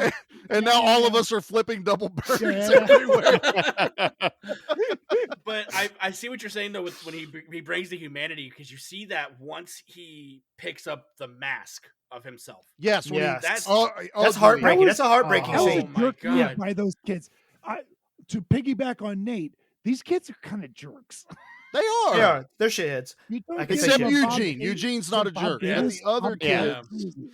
Who's the famous mask man? Bob. Wait, Please what? continue. Move on. Michael Myers. no, No. I think he's talking about who made those like Those specific masks. Oh, style Bob masks. Clark. or Yeah, I know what you mean. Yeah. Bob Davis. But no, when he picks up that mask and they're like, yeah, that's you, and he's like, it's hideous, it's ugly, like that's Yeah. that's Just where you start hurt seeing Frank's you like, just hurt a hulking creature's feelings, you dummy. He's also the other one that makes us feel like it's wrong to take pictures of the girl next door because when that camera goes off, he's like, bogus, bogus. Even he knew that was wrong. Even Frank kids. knew that was wrong. oh my, you wouldn't happen to live next door, would you? Yeah. Yeah. So what? That's Oh. my sister. What? Why are they all trying to get the picture though? That's my question. Because even he's trying to get. It was his sister. He's one of the kids jumping up and down trying to grab the picture out of his hands. See, there's some weird things. But that's an '80s thing too, because like in not Night of the Night of the Demons. That's the one with the Night of the Demons. Right when they go to the not the lipstick scene. Yeah, but that's the thing is like the brother pops out of the closet. He goes, "Nice boobs, sis." And like runs out of the room. Yeah, but he was a degenerate though already. But I'm saying that's almost like a trope that they tried to do. You know, like I guess there's other ones that did it, and they're always looking through the telescope at the girl next door. Yeah, I get it. It was just I always laugh that when Frank does it, he gets bogus. And, Frank holds it up here and like gets a good look. He is looking at it through the sunglasses. And no one else can get to it. Pete, were you trying to think of Jack Pierce? Is it Jack Pierce? God, I thought it was Bob. So Jack Pierce created a lot of that. Like, I think he was he did the Creature. He did. I know he did Frankenstein. You're talking about the Halloween mask. Oh, okay, yeah. I'm not sure. Halloween masks in a cardboard box with a They were the blown plastic is what it was called. I thought it was Bob Clark or something. This is the cheap stuff you buy. Clark. That's not right. That's not Dick right. Clark. I think it was Dick Clark. I think Dick Clark created it. Yeah, Final Frontier 9. Rockin' New Year's. Is that what we're doing now? Chris Sadler? Yeah, no, it was made by Dick Rodriguez. Come on now. Beer. I like when we make fun of Pete for having the brain scramblies because then he just gets more brain scramblies. But yeah, back to the whole Frankenstein of it all. Frankenstein and Phoebe's relationship is the heart of this movie. Oh, it's perfect. And I could literally watch an hour and a half of them being the main characters of a film. And honestly, they should have been more front and center instead of these a-hole dudes that were kind of. I feel like if they remade the movie today, like that's what we'd get. Even the actor who played the main character said if they remade this film today, Phoebe would be the main character.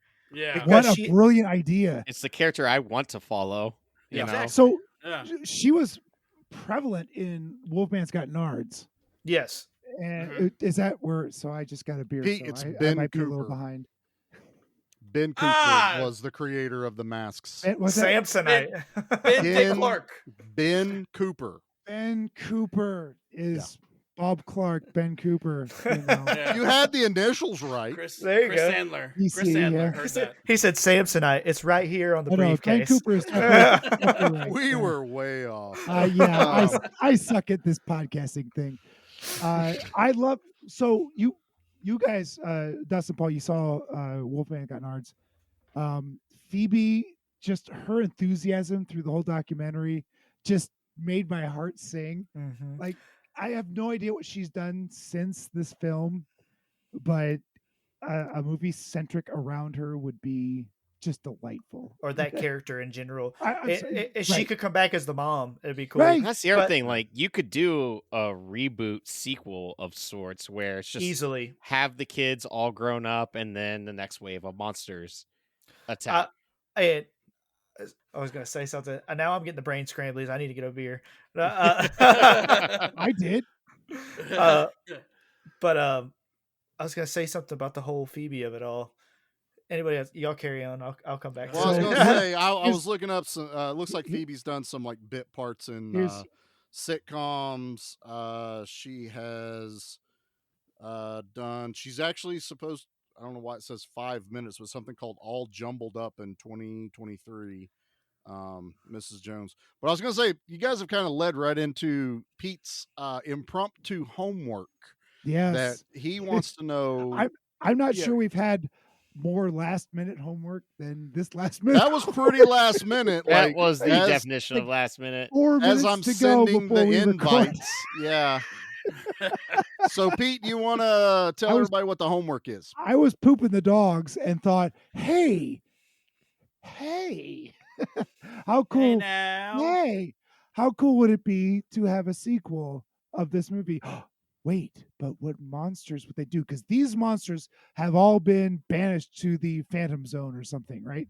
Well, they're in the all been void. killed. Yeah, just about. They haven't been killed. Van Helsing was still alive and giving people thumbs up. Yeah, I feel like no matter what, Gilman's dead, Mummy's dead. They've been tossed in an alternate dimension. So Frank and Dracula are the only ones who survived, right? Yeah.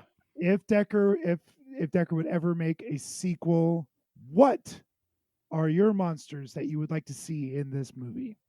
In the sequel, Are we each picking one so we have a team of 5 like the movie? But I've got 2. But no. Mine's a package deal though. Well, let's go with Nate and see how it goes. Yeah. Okay. But I like Dustin's idea, but mine is a package deal. You get Mike and Sully.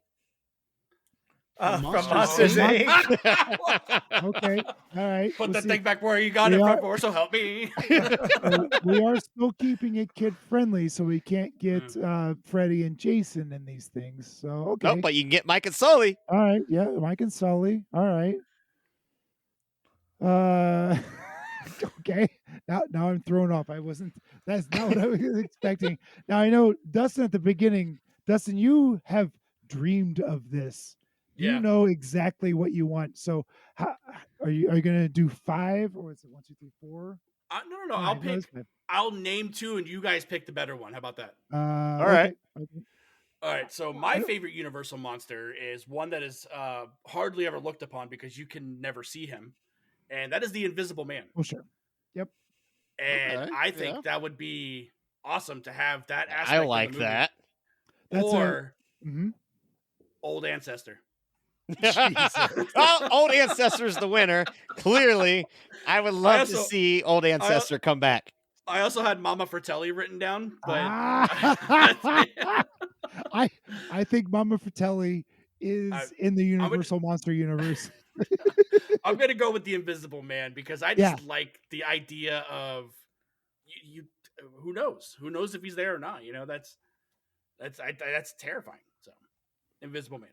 All right. Hey, Paul, what do you think, bud? So I had 2 in my head. One of them was the Invisible Man. So I think I stayed more true to what the teacher assigned than some people. But did I not? No. I was talking about somebody who showed up. So I don't know where he is in the box because I'm over to the side. So I'm just going to say over here somewhere. But I like the original Phantom, the Phantom of the Opera. I love the disfigured design.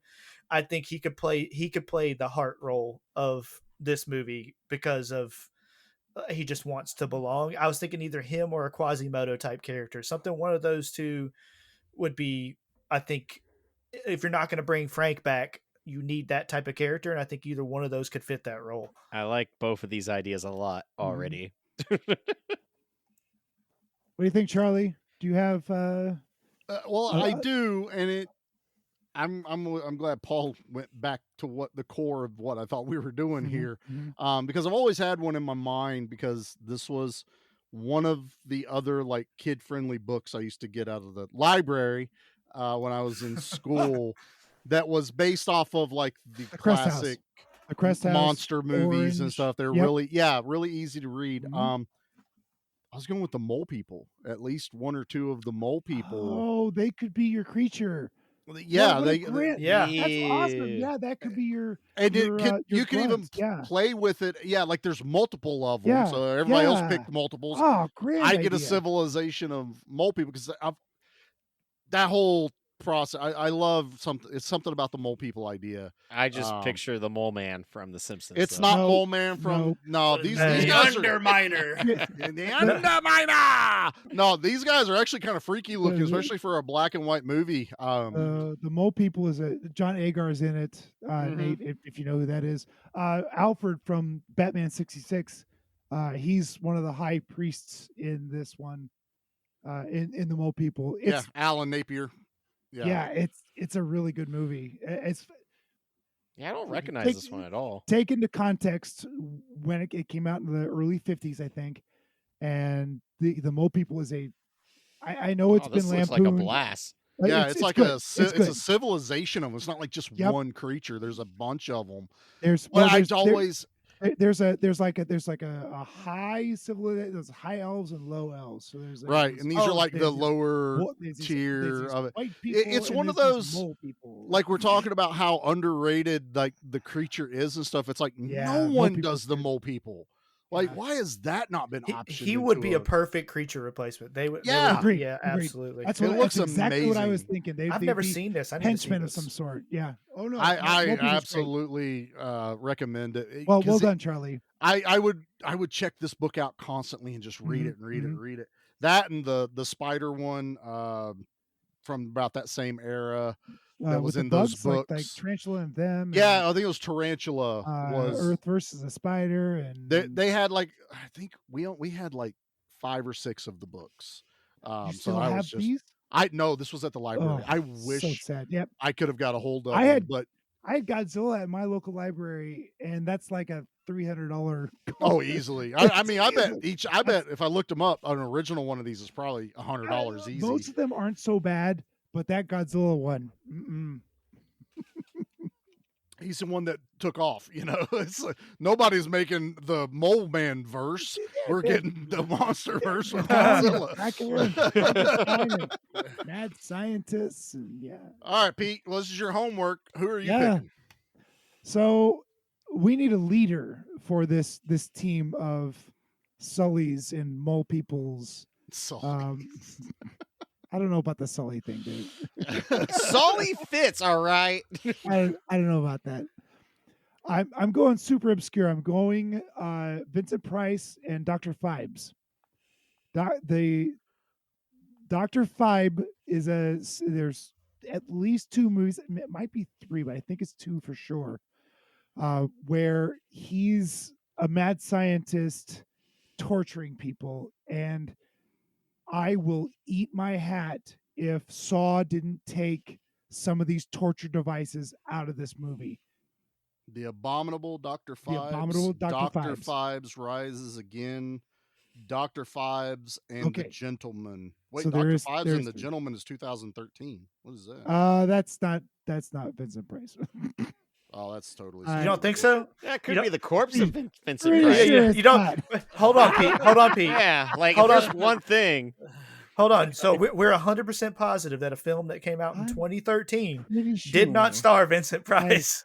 I feel like it could have. Let me check my math here. Hang on. Let me Wikipedia that real quick. There's one person that could make a movie in death.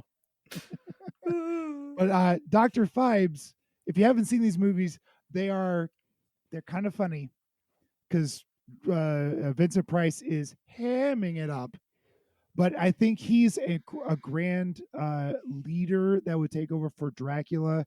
He would have a scheme to bring all these monsters together and to a common goal, whatever it is, to steal the Shankara stones or to kill the Virgin or whatever it might be. Hopefully not kill the Virgin because it's a kid's movie. So they're stealing Shankara stones or something. I don't know. They killed the Virgin at the beginning of this movie. They did. They did. Yeah. No. She goes into the Phantom Zone. She goes. So if but she didn't pop back out. I think she got hit in the head by a brick. Or a Buick from whenever they did it the rest of the way. She was wrestling one of those skeletons. Or Dr. Phibes is trying to open up the Phantom Zone and draw I'm reading to get Dracula back out. Yeah, I'm reading a plot summary and it says doctors are being murdered in bizarre manners. Bats, bees, a killer frog mask, which represent the 9 biblical plagues of Egypt.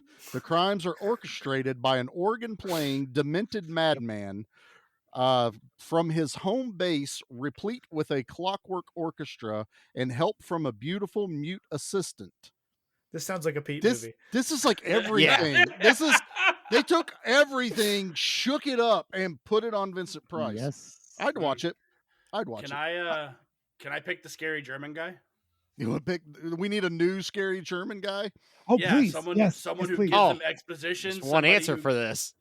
You have to be scary. He had to be a scary Russian guy. No, I think Still they needs would to be get someone who doesn't. I don't want to go with German though. I want to go with Jekyll and Hyde. No. There's only one person that can play our German. One person. Yeah. Nate knows who exactly we're talking about right here. We are talking about the one, the only Christoph Waltz. Yeah, It's that's be the obvious answer. Our German that comes to help us. Come Whatever on. you were gonna say, Dustin's wrong because Yeah. Charlie and I picked the right one. Because we might be wrong about this movie in particular, Yeah. but we are not wrong about Christoph Waltz, sir. Is Christoph Waltz going to be the good guy though? Is he going to be? He's the one that German to help He's- them. Avita defeat the monsters? I don't want to be that I guy. dig but that. I dig Christoph that a Waltz lot. is Austrian. Yeah, but he plays a Close. hell of a German. Close They enough speak- to they score speak the German. movie They game. speak German. They What speak I'm German saying well. is you can find out that he is like a descendant of the Van Helsing. So Oh, we yeah, can that'd be get cool. that whole tie-in. I was really surprised that our German old fella wasn't a descendant of Van Helsing. No, he was Jewish German, and they He was. really hit you over the head with that, Yep. don't they, in a kids movie? If you aren't paying attention, whack. There it is. It is. I will say, is probably one of my favorite lines in the It's a movie. It is. wonderful- Chance for pie. It's that's a good line too. But where he goes, where the kids go, man, you know a lot about monsters, and he goes, I guess I do. And as he closes the door, you see the tattoo, and I'm like, boy, that went over so many kids' heads. But as an adult, you're watching this kid going, caught that's that. a It went over heavy most line. Well, they have heads. they have menorahs in the background too, so you know he's a. Yep, he's Jew. He's a But Jew. it's not in your face until that moment. yeah, And once you've watched this multiple times, you're like, I get it. But that time it clicks with you that you're like, he does know some. He knows worse monsters than Dracula. Let's be honest. But it has a really heavy moment. in this Dracula movie, wants to kill everybody. Nazis yeah. want to kill. He doesn't thing. discriminate. No, That's for he's just you. like, kill That's for everybody. you. I don't We don't care. Where's Indiana Jones to punch these Nazis? Right. Punch these Nazi vampires. It Hey, stops thanks, at Last guys. Crusade. I think that was a very successful homework. That was a successful whole lot of homework. fun. All right. Well, I think it's time And we jump then into the thing. We can all go watch Dr. Fives. I'm telling you. I might actually watch this a wackadoo after I watch film. Mole Man. I want to watch the Mole. Oh, Mole Man. Yeah, I'm gonna check that out. I'm telling you, All Mole Man's right. great. Well, it's time to do things, boys. So let's do some Rain and Blood. We're talking about my movies, like the weird stuff that I love. Yeah, something you could have played in February. Yeah, I know. He's I always like, gotta go nope, I don't want to pick things I love in super weird. February. I I don't wanna know, go but now you super guys weird. got future cops to look forward to. Yeah, I'm Yeah. still mad he didn't Well, pick that. I don't think I can do that because these guys already know about future. I haven't seen it though. Yeah, we haven't seen it. It's good. Right. No, it's All not. right. It's terrible. Our Raining Blood for a kids movie in the 80s. 28 people die in this movie. Wow. It's a lot. It's between Dracula and the creature in the last stand there. They're just mowing down Yeah. cops. And there are I people don't know that how die big at the this big city is, but I There's can't people that believe- die at the beginning too. So Oh, I mean, yeah, there's that's still right, people that's you right. add, even if you don't count the vortex, potentially up, killing yeah, or mhm. not killing them. But yeah, there's quite a body count. The partner gets exploded in the cop car by Dracula. As Like, just- shocking as it was when Batman stuck a stick of dynamite down a clown. Oh yeah, and Batman Returns. and we all went, Batman killed somebody. Batman killed that dude Straight up murdered him. Although I gotta say though, I am totally fine that he killed that guy because that partner is the absolute most annoying character terrible. in this movie. Terrible. I can't there's no one can oh no, he's no, he's not charming. No, He's not quaint. He was annoying and I hated him and he needed to go. All right. Well, out of 28, and I think for kill of the week, you can pick monsters, you can pick whatever, you can pick what your favorite kill is. What do you think? Zombie kill of the week? All right. Do we start with our guess or make them wait? Guess. Make Since them Pete wait. doesn't want to go first. Yeah. Nate goes first. Oh, Okay. Nate goes first. I wasn't prepared. I know. I was yeah. prepared to start this podcast, you jerk. I'm like trying to think. Oh, of how the best. tides have I'm turned. just gonna- I'm gonna pick the wolf man. I mean, he dies twice, so you get a double tap.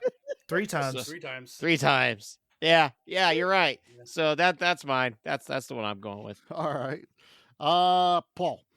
Yeah, so Mine is Wolfman's death number 2. The whole coming of fruition of how's the second way to kill a Wolfman. It just pays off a joke, pays off a line, and it's a pretty rad, quote unquote, death. But yeah, so yeah, that's probably my favorite. Yeah, fair. Dustin. I'm gonna have to go with The Partner, man, because that's the first time the adults realize the danger they're in. Because he throws that stick of dynamite at the car, and that car just the partner has 0 time to get out, and he got got.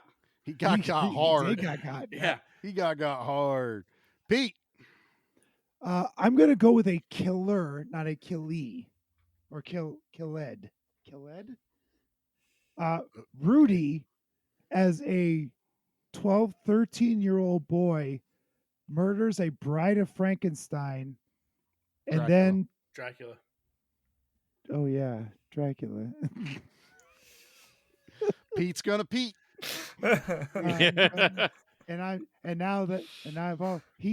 He killed 2 monsters. What the hell? What did he? Okay, I'm gonna go.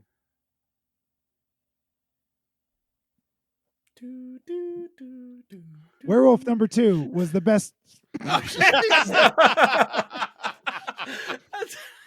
I'm not editing any of that. All stays. No, Rudy killed. He killed a bride of Dracula, and then he murdered somebody else. He killed the mummy too. The mummy. That's what it was. Yeah. Well, he got 2. He kills young 2 man. brides of Dracula. Okay, yeah. He's got the third one. We never know what happened to. He's slaughtering people left and right as a 12-year-old boy, and whoa, yeah, you might want to put this guy on a list. Don't put me on a list for HK. He smokes cigarettes, Pete. He's already on he's the list. cool. Yeah. He rides a bike. He's a loner. He's also a voyeur. He makes bullies eat Snickers off the ground. No, he's not a voyeur. Yeah. He's a voyeur. Yeah, no, man. wait, he's a voyeur. Yeah, you're The right. voyeur watches. The voyee is the one. Maybe he's Pete, both. I don't know. What? Now we're definitely on a list. Dang it! We were this close. Charlie, you ready? We're this close. I'm siding with Dustin, man. It's when the partner gets blown up in the car because Dracula's packing dynamite. He blows up a hole in the house. He carries dynamite with him where he needs, and he just into the treehouse. Boom! Meeting adjourned. And then he tosses it under the car. So I was like, there's Shane Black. There's the Shane Black I love. There he is finally. But yeah, no, I'm giving it to him. Although I will say the coldest kill is the guy that gets his neck broke by Dracula as Dracula's just walking along and he's just it keeps going. It's like that Suicide Squad scene where they're just going through that village and just who can do the best kill, but they're just staring at each other the whole time, not paying attention to their kills. I just 100% see Steven Seagal just doing. I really need everyone to stop saying his name. I just really need this to stop. He's got PTSD. Before we finish, too, I do want to give a shout out, RIP, to the actor who played Horace. So sad story, dude. When I heard that on the what happened? So he had asthma trouble with comedy breathing. Of errors in the hospital. And he was in the hospital, and he had an adverse effect to some medication, and while he was there, and it's just one of those things that shows you like this movie was disappeared for so long that no one had any clue that he had passed away, and because all this happened before the re-release and all that stuff. So it's heartbreaking, and it was so. I didn't want to feel the feels when I was watching this documentary, and it gets you, dude. It gets you. I turned around and felt the felts, and damn. They talk about it in the DVD you have, Nate. Like there's a documentary on that DVD that's really good. Oh, really? They talk about him in that, yeah. Yeah, highly recommend Wolfman Got Nards to you guys. So it's just a really well done. Yeah, really I also want to shout out, Horace for thinking about the garlic that's on his cheese pizza that's in his pocket. And who doesn't have pocket pizza? Gotta have it's been a while since I've had pocket pizza, but The sign doesn't say all you can eat here. Right. We're doing 7 degrees of separation. So Horace had pocket pizza, right? And Napoleon had pocket tots. And Uncle Rico is in Napoleon, and he's also in this movie. It blows my mind. That's Uncle Rico. It's amazing. Yeah. All right, boys, let's rate this bad boy. Please. Guys, it's okay. He just wanted his machete back. Whew. All right. I've made Dustin wait a long time, so I'm going to actually let him start this off. Dustin, yes. On a scale of 1 to 10 machetes, you can do halves. What are you giving the Monster Squad? Who's going to give it a half? I mean, you can do like 9.5. Yeah. So this is one of, I think, like 5 movies on my Letterboxd that has a 5-star rating. I will never not recommend this movie. So this movie absolutely is 10 machetes. Nice. Nice. Very nice. All right. Yeah. Done. It's been my top 3 favorite movies of all time. He's still going. That's how excited he is. I'm done. He's allowed. Let the man go. Let him cook.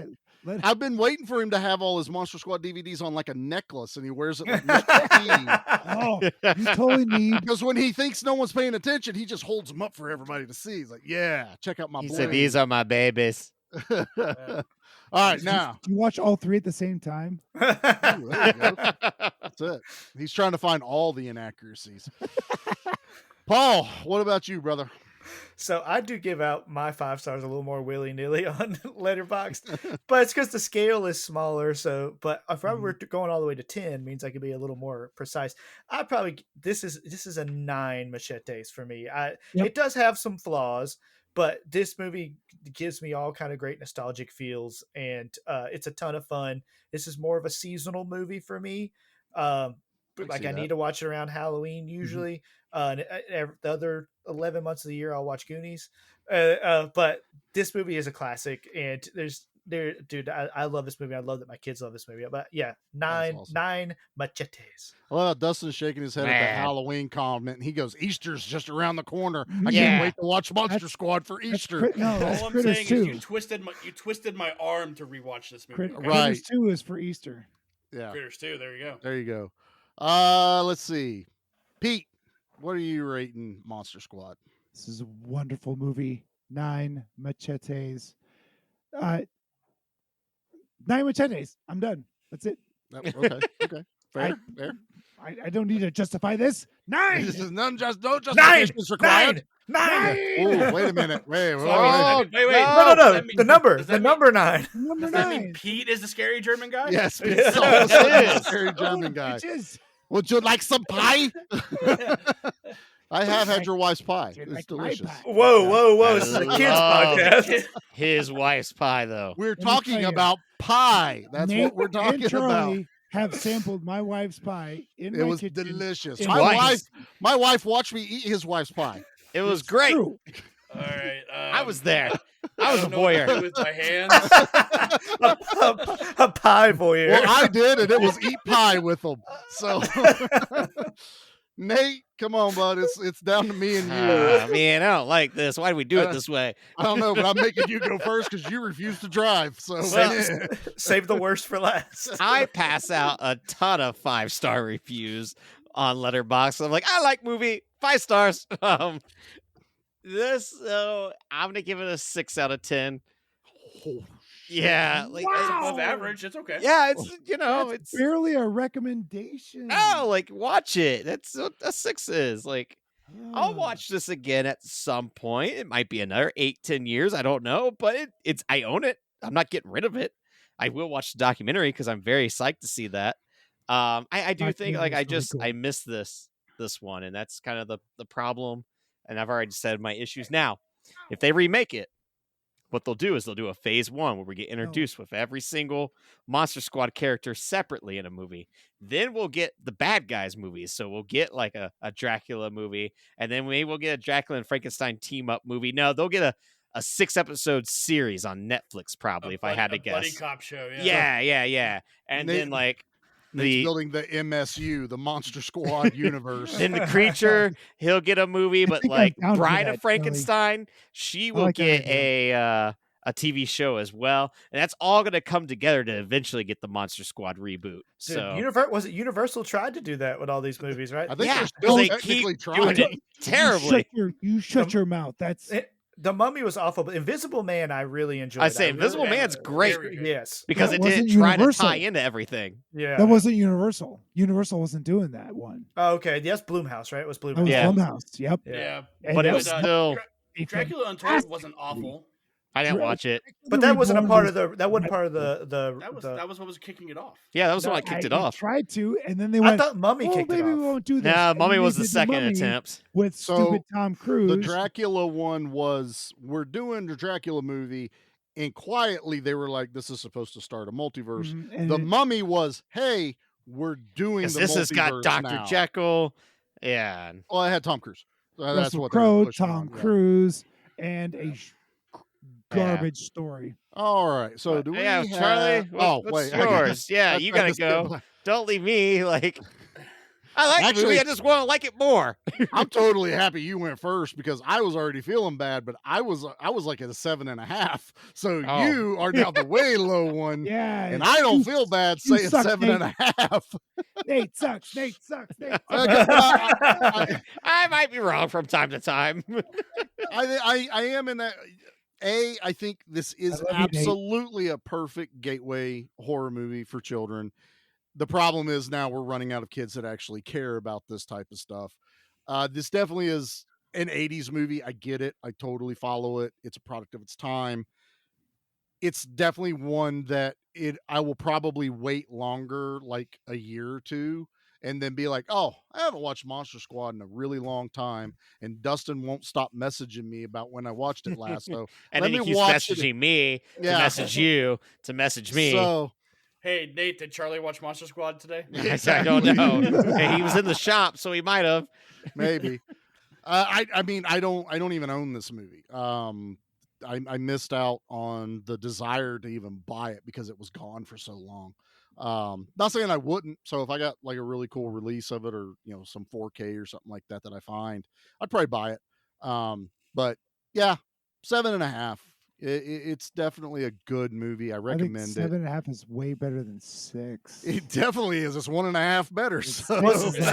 I think Nate was, because he was talking about Letterboxd, which goes to 5 stars. He was saying he was giving it 6 stars. Oh, yeah. Is Was that he what it was? spinal tapping it? Yeah, Turning this it to review 11? goes to 6. I'm pretty sure 6 is lower than your rating for Leprechaun in Space. No, that was I Loved gave it. like a 3. No, you didn't. Yeah. No, I Lovey. think you two gave it way higher than No, I did. I so. gave He it a gave it high super score. high. I Because might have was given it a so much 3.5. fun. And that's the other thing. I do wonder, like, watching this with you guys, I probably would have had more fun with it too. Just I because would've of your quoted it the whole guys' time. yeah, exactly. And I would have enjoyed that. Like your guys' love for it probably would have rubbed off on me a little bit, Like Ew, I don't Rub wanna that off love right all now. over you. rub Vic. it on me, please. Between us, I need it. Oh, between us, kids go. between us rubbing off on you and Charlie eating Pete's wife's pie, I don't know what's. Oh my god. Good luck, We're riding good luck that PG-13 line just right, boys. editing this one. Hey, All right. I meant to ask you. I meant to ask y'all this earlier. Do you guys know any virgins? No. Okay. What I have year a is it? nephew that I hope is still a virgin, yes. Does it grow back? Nate doesn't count. Oh, you mean I have nieces that are also yes. I hope they Pete, are. come on. What? Here, you had to make It it was weird. more of a rhetorical. It wasn't. You weren't Yeah. supposed to The answer is yes. answer it. That's just as weird as the Phoebe thing. God. Okay, cut all that out. No, you get to live in that, Pete. Yeah. You just All made the right, list. Sean. It's just Pete's got to get off early to go register. Oh, I'm already registered. now. I need to go grab that Chris Jericho soundbite. You just made the list. That's why. That's going to be my new drop that I put on things. That's good. You put All that on the right, list, Nate. yeah. Do you have a trash opinion that's not yours on this? We do. All right. Well, here's the thing. I'm the trash man. I come out, I throw trash all over the ring, and then I start eating garbage. And then I pick up the trash can and I smash the guy on the head. Oh, that's going to be a disaster. All right. So this one comes from I Want a Toupee back in April of 2022. I Who don't. gave this 2 out of 10 and said overrated movie full of annoying kids. Just started watching Monster Squad for the first time, and no wonder it was a flop when it was released. This movie is lame, full of annoying kid actors with big mouths. The monsters look good, but they are wasted among a dire script and those annoying kids. I gave the movie 2 out of 10 based on the fact they tried with the monsters, but everything else falls flat. Sorry, I quit the movie 45 minutes in, but I laugh at all those 50-year-olds who still think this movie is great. I couldn't find one rant review on YouTube of this dross. Nobody wants to be seen not to like it. The Emperor's New Clothes. Huh? What? I don't know what that part meant. Does he have a tagline that we don't understand? Maybe. Do I need to read all his other reviews to understand? Backstory. Yeah, where's this guy has an evil villain backstory? Yeah, really I want a toupee. I'm just saying, Emperor's if you're getting New Clothes. 45, Mic if you turn drop. the movie off 45 minutes in, you can't form an opinion on this. I agree. Exactly. I agree. You can't. No opinion if you turn the movie off. Yeah. Unless it's HK, and I wasn't allowed to turn the movie off at 45 minutes. Unless it was The Crow. Oh, stop. No, that's the new Crow you're talking about. Oh. He's gonna love the new Crow. That's gonna be what gets Nate. Dustin's yeah, gonna Pete's absolutely gonna love the new and they're so gonna pissed. love the new Skarsgård version, and Nate's just gonna be like, Nate's Skarsgård gonna is be in the this? yeah. Yeah, he's a Nate's gonna be SoundCloud rapper. So I I don't know want what to that say means. this. I want to defend this design a little bit. Okay, let me go. Yeah, 'cause you could die on that hill. That's cool. No, so there is a comic rendition that looks almost exactly like this character. So this isn't unprecedented. It's not a new design. So and it does make sense if you think about within the context of what the character was, and he's involved in a music scene. You can edit this out. The 90s grunge scene doesn't exist in 2023. You know what does? What probably is equivalent of that type of scene would probably be SoundCloud rappers and that whole thing. That because I didn't know that with the comic. Is that Eric Draven though? Yes. Yeah, I think it is. Yeah. In the updated one, okay. Yeah. I'm better with that then. It's like if they are doing the I'm old Still one, not gonna see it. Oh, I'm gonna see it. It comes out the day after my birthday. I'm gonna see it because Skarsgård's still gonna be great in it. That's what pisses me That's off. why I'm seeing it. Here's what you got to remember. I'm not defending it, but we are staring at 1 millisecond of a scene in a movie. We've seen 3 pictures of that stupid haircut Exactly. and those stupid tattoos. The haircut doesn't bother me. I love that the mullet's coming back. I don't care about Yeah, that. I support the mullet. Yeah, we'll MacGyver the hell out of this. I don't care. It's not a good mullet though. But what there I'm are saying good Swayze mullets, and then there's that. We are tearing apart show you a a mullet that was scene, a amazing. clip that will barely probably even be seen in the movie. And all I can do when I hear everyone ranting, and look, I'm not defending, but I also was one of the loudest people that was like, I do not want Heath Ledger as a Joker. And I had to eat my words. Oh yeah, I after was I there watched too. Absolutely, I was there too. So I was pro Heath that's Ledger, but then Jared Leto, I saw that and went, well, that's gonna be garbage, and I was that right. was You were Jared right. Leto. That's Yeah. No one's going to defend Jared Leto. I was you know. absolutely right on Jared that. Leto's the not Heath gonna Ledger defend thing Jared is what Leto. the Heath Ledger thing is what changed my opinion on like not judging it until I Give it a watched the chance. film. Yeah, Give it a chance. because that changed That's my the whole thing. perspective. Skarsgård's probably going to be great in it. I hate the character design. The director is not my favorite either. So Who's directing it? I didn't realize. I Didn't think look his it name up. is. I think it's Rupert Sanders. I'm trying to remember what else he did. Ghost in the Shell, and which is okay. And then I didn't watch it. And then there's a movie before it he did that I can't remember what it is now off the top of my head, but I remember I didn't like it. But It's also been in production hell for like 15 years. it was supposed to come out next year. Oh and boy, they moved it up to June. Production hell. They Yeah. flip-flopped it with Ballerina because for some reason Ballerina needs reshoots, like pretty major reshoots. So I don't know what they were.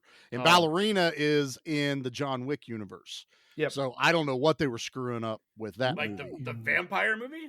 No, it's the Ballerina. What am I thinking of? What's the what that has Annabelle or something like that. no, that's coming out. Dustin, is that what it's no- called? It's the name nothing- of the girl. Nothing Abigail. was gonna- Abigail. Okay, Abigail. Abigail. I never So- want to think what you're thinking, Dustin. No, what are you talking about? the question that you posed, what am I thinking? Is like, I don't know. I don't ever want to be in that brain of yours. No. Yeah, no, Abigail is what I'm thinking of. Yeah, no, that, well, we also got to remember we're coming off of the strike too, so they now need to space things out because they weren't making movies last year. But yeah, so now I'm a little leery about what they're doing with the ballerina because I was looking forward to that. Same. But I'm gonna go watch The Crow. I will go to the theaters and see it, and I'll hold my thoughts for it. I mean, we got a remake of Roadhouse that's got everybody up in arms. I'm gonna watch it.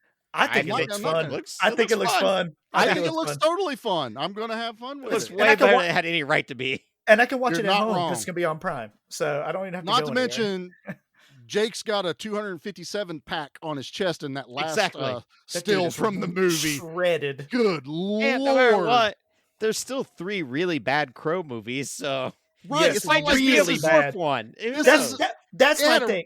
Really bad TV show too, so there's even more bad. Oh yeah, there was a bad TV show. Was a bad TV show. Wow. That was my argument. New. That's my argument. Is everyone wants to poo-poo on this before we see anything? I was like, are y'all just forgetting that we had 3 really bad movies and a TV show after this? We're just going to ignore all that. Edward Furlong's just out there walking around like he's over there like. Don't look so bad now, do I? Please don't remember my movie. All right. Well, that is wow. We're already wow. Okay. Stop it, Pete. Don't you dare do the let's wrap this up moment with your hand. You weren't driving. Yeah, who are you to even say, let's keep on going? We're going to start playing the Oscar music for you during all of February. Look at me. Oh, it's almost his bedtime. That's why you get a little grumpy, Pete. All right. Well, Dustin and Paul, why don't you guys tell us a little bit about your little podcast corner that you have going on?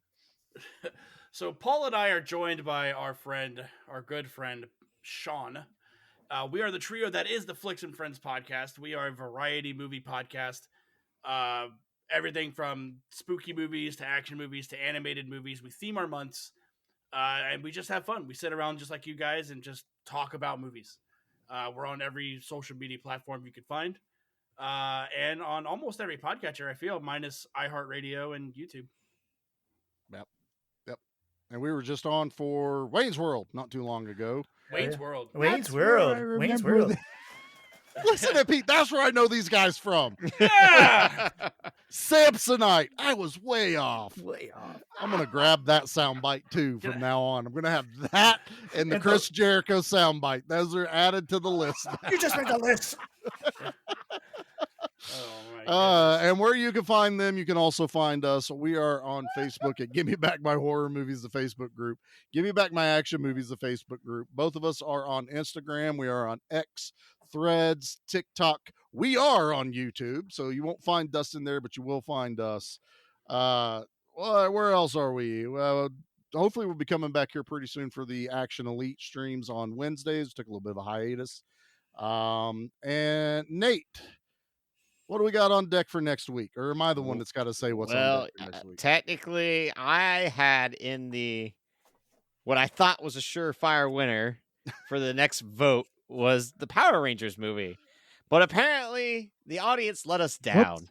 The audience decided not to vote correctly for next week, and they decided they were going to, throw away their votes for Last Action Hero, a movie that we could have done any other time, and I don't feel is very kid-friendly, and I don't know why I'm so upset about this, because I like this movie a lot. Yeah.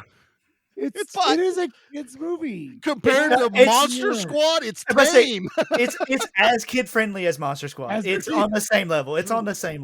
Yep. It's been a long time since I've seen it, so my memory could be very, very wrong. As far as it not being a kids movie, but no, you're one to talk with your memory, sir. Who are you? Where am I? What am I doing? What is this? Who are you, ghost on a computer? Pete said Paul's been on the show 10 times before. When could they start making the video move? Can't even. I can't get a word in. Their sound. These are talkies. Did someone say the library? So yeah, a little peek behind the curtain. The entire reason the poll got started was because I tossed out Last Action Hero should be one of our picks, and Nate was vehemently. I threw a against tantrum. It. He did. He's like had a temper tantrum. he was nope, not gonna happen. No. I'm arguing it. Then he tries to arbitrarily pull rules out of his ass and go, you know what? That movie's PG-13, and we can't do that on Kid Friendly Month. And then he picks Gremlins 2, which is just PG-13. I thought Gremlins 2 was PG, to be fair, in my defense. Like, I mean, Gremlins was. All right. Flashing Gremlins. Gremlins would have been PG-13 had it came out later. I'm an adult who doesn't Gremlins- pay attention to a rating scale because I don't care, because I'll watch all the movies that I want if it's R-rated or not. I don't care about the boo-boos and the bad words and the boobies. It doesn't bother me whatsoever. So that's okay. Our listeners vindicated me, and you guys picked Last Action Hero, and we're gonna have a blast with it. much like Pete stacked the deck to make sure he won with this pick, you did the same thing, because on an action movie podcast, having a movie with Arnold Schwarzenegger, of course he's gonna win. Of course. Yeah. As he Even says though here with two Power people. Rangers is the way better movie to introduce kids to with action movies. While Dustin and Paul sit here, no one can see it. They're holding Power Ranger VHSs. So he had votes. But I voted on both streams. I voted on every avenue I could vote because I wanted this movie. You didn't recruit enough people. You know what? You know what? The problem is I didn't let people vote twice, so I knew know, who I was know. double voting. Look, I was just trying to get people to step up to Ivan's Ooze. She had sticks and it made a whistling sound. Pete, calm down over there. Pete's gone. So yeah, we are doing Last Action Hero, which is going to be our final movie for Kid Friendly Month. It's also stupid, but whatever. Shut up, Nate. No, I'm probably going to quit the podcast at this You're point. done being. No, I'm not. I'm so upset with the both of you. You had the chance to Too add bad. your picks, and the You had your people picks, voted. This isn't and the people me voted. going, forget you, Nate. I don't care what you say. I'm picking this. Let's let the people decide. That's what happened. That's democracy that you love so much. I don't think I like it that much. You just watched democracy leave in thunderous roar. Well, so I also have watched democracy do recounts and throw stuff away. And also, maybe I'm going to blame the machines, the voting machines, too. Blaming the Instagrams I'm blaming and the social Facebooks. medias because it probably shadow banned me. This election stolen. Mark Zuckerberg in his fake news didn't let Power Rangers win. Let Power Rangers seek the audience it was supposed to seek. Well, Nate, when we cover Power Rangers, you are more than welcome to come on to the Good. show. And don't invite these two. We've already done Turbo. We've already done Turbo. Good. I don't want to do that one ever. No, it's bad. It's bad. It's real bad. Nate's been on the record. It stops at the original group. Yeah, There's no that's more when I quit Power caring about Rangers Power after Rangers. that. Did you watch the 2017? Hell no. Dude, it was, Yes, dude, you it's good. actually It's talked good. about it. I like Oh, that. wait. The movie. I'm sorry. Pete did this the exact same time last time. Pete asked him if he's seen the new movie. He's like, no, I didn't. Wait a minute. Was that the movie? Yeah, I watched it. It was Yeah, good. that was actually a really good Is movie. there I not did a really like movie that. Yeah. I thought 17? it came out like 2010 or something. What's wrong with you? You rub off on me sometimes. Yeah, what's wrong with Hey. that? You like it, don't you? Oh, Sometimes. All right, we're done rubbing things. Okay, No, guys. that movie was really good. Yeah. Good. All right. Well, that's it for us I didn't tonight. say Thanks. really good. I said it was. They're still going. I don't know what's going on. You gotta Well, wrap 'cause- it up, son. We're done. It's over. Can I Yeah. end the show? Yeah, done? Pete, I'm doing I the know. Pete thing now. I'm like, wrap it up, boys. All right, Dustin, I know you're dying to do it, but why don't you get us out of here with the good word? What's the good word? I don't know, whatever. It's a line usually. It's from whatever the you want movie. to say. Yeah. Yeah. It's the line of the movie you love. All I'm saying is you learn valuable life lessons from the Monster Squad, and that is Wolfman's got nards. Wolfman's got darts. Now, let's talk about how I get back home. See what February does? People forget we do bits because we didn't want to do them during your movies, Pete. Meow meow. Meow meow meow meow. I think one of my favorite throwaway lines in this movie was, hey, how'd the dog get up here? Oh, They're in the treehouse. They're up in the treehouse. It's It's a totally self-aware joke, and they're like, "How did the dog get up here?" And then just goes to the next scene. I like the one where they're talking about. It's like, oh no, I'm pretty sure we're at war with Vietnam. It said they said so in Rambo. Yeah. I missed that. Hey, Nate, what is your letterbox? Let's Nate see. sucks at movies.com.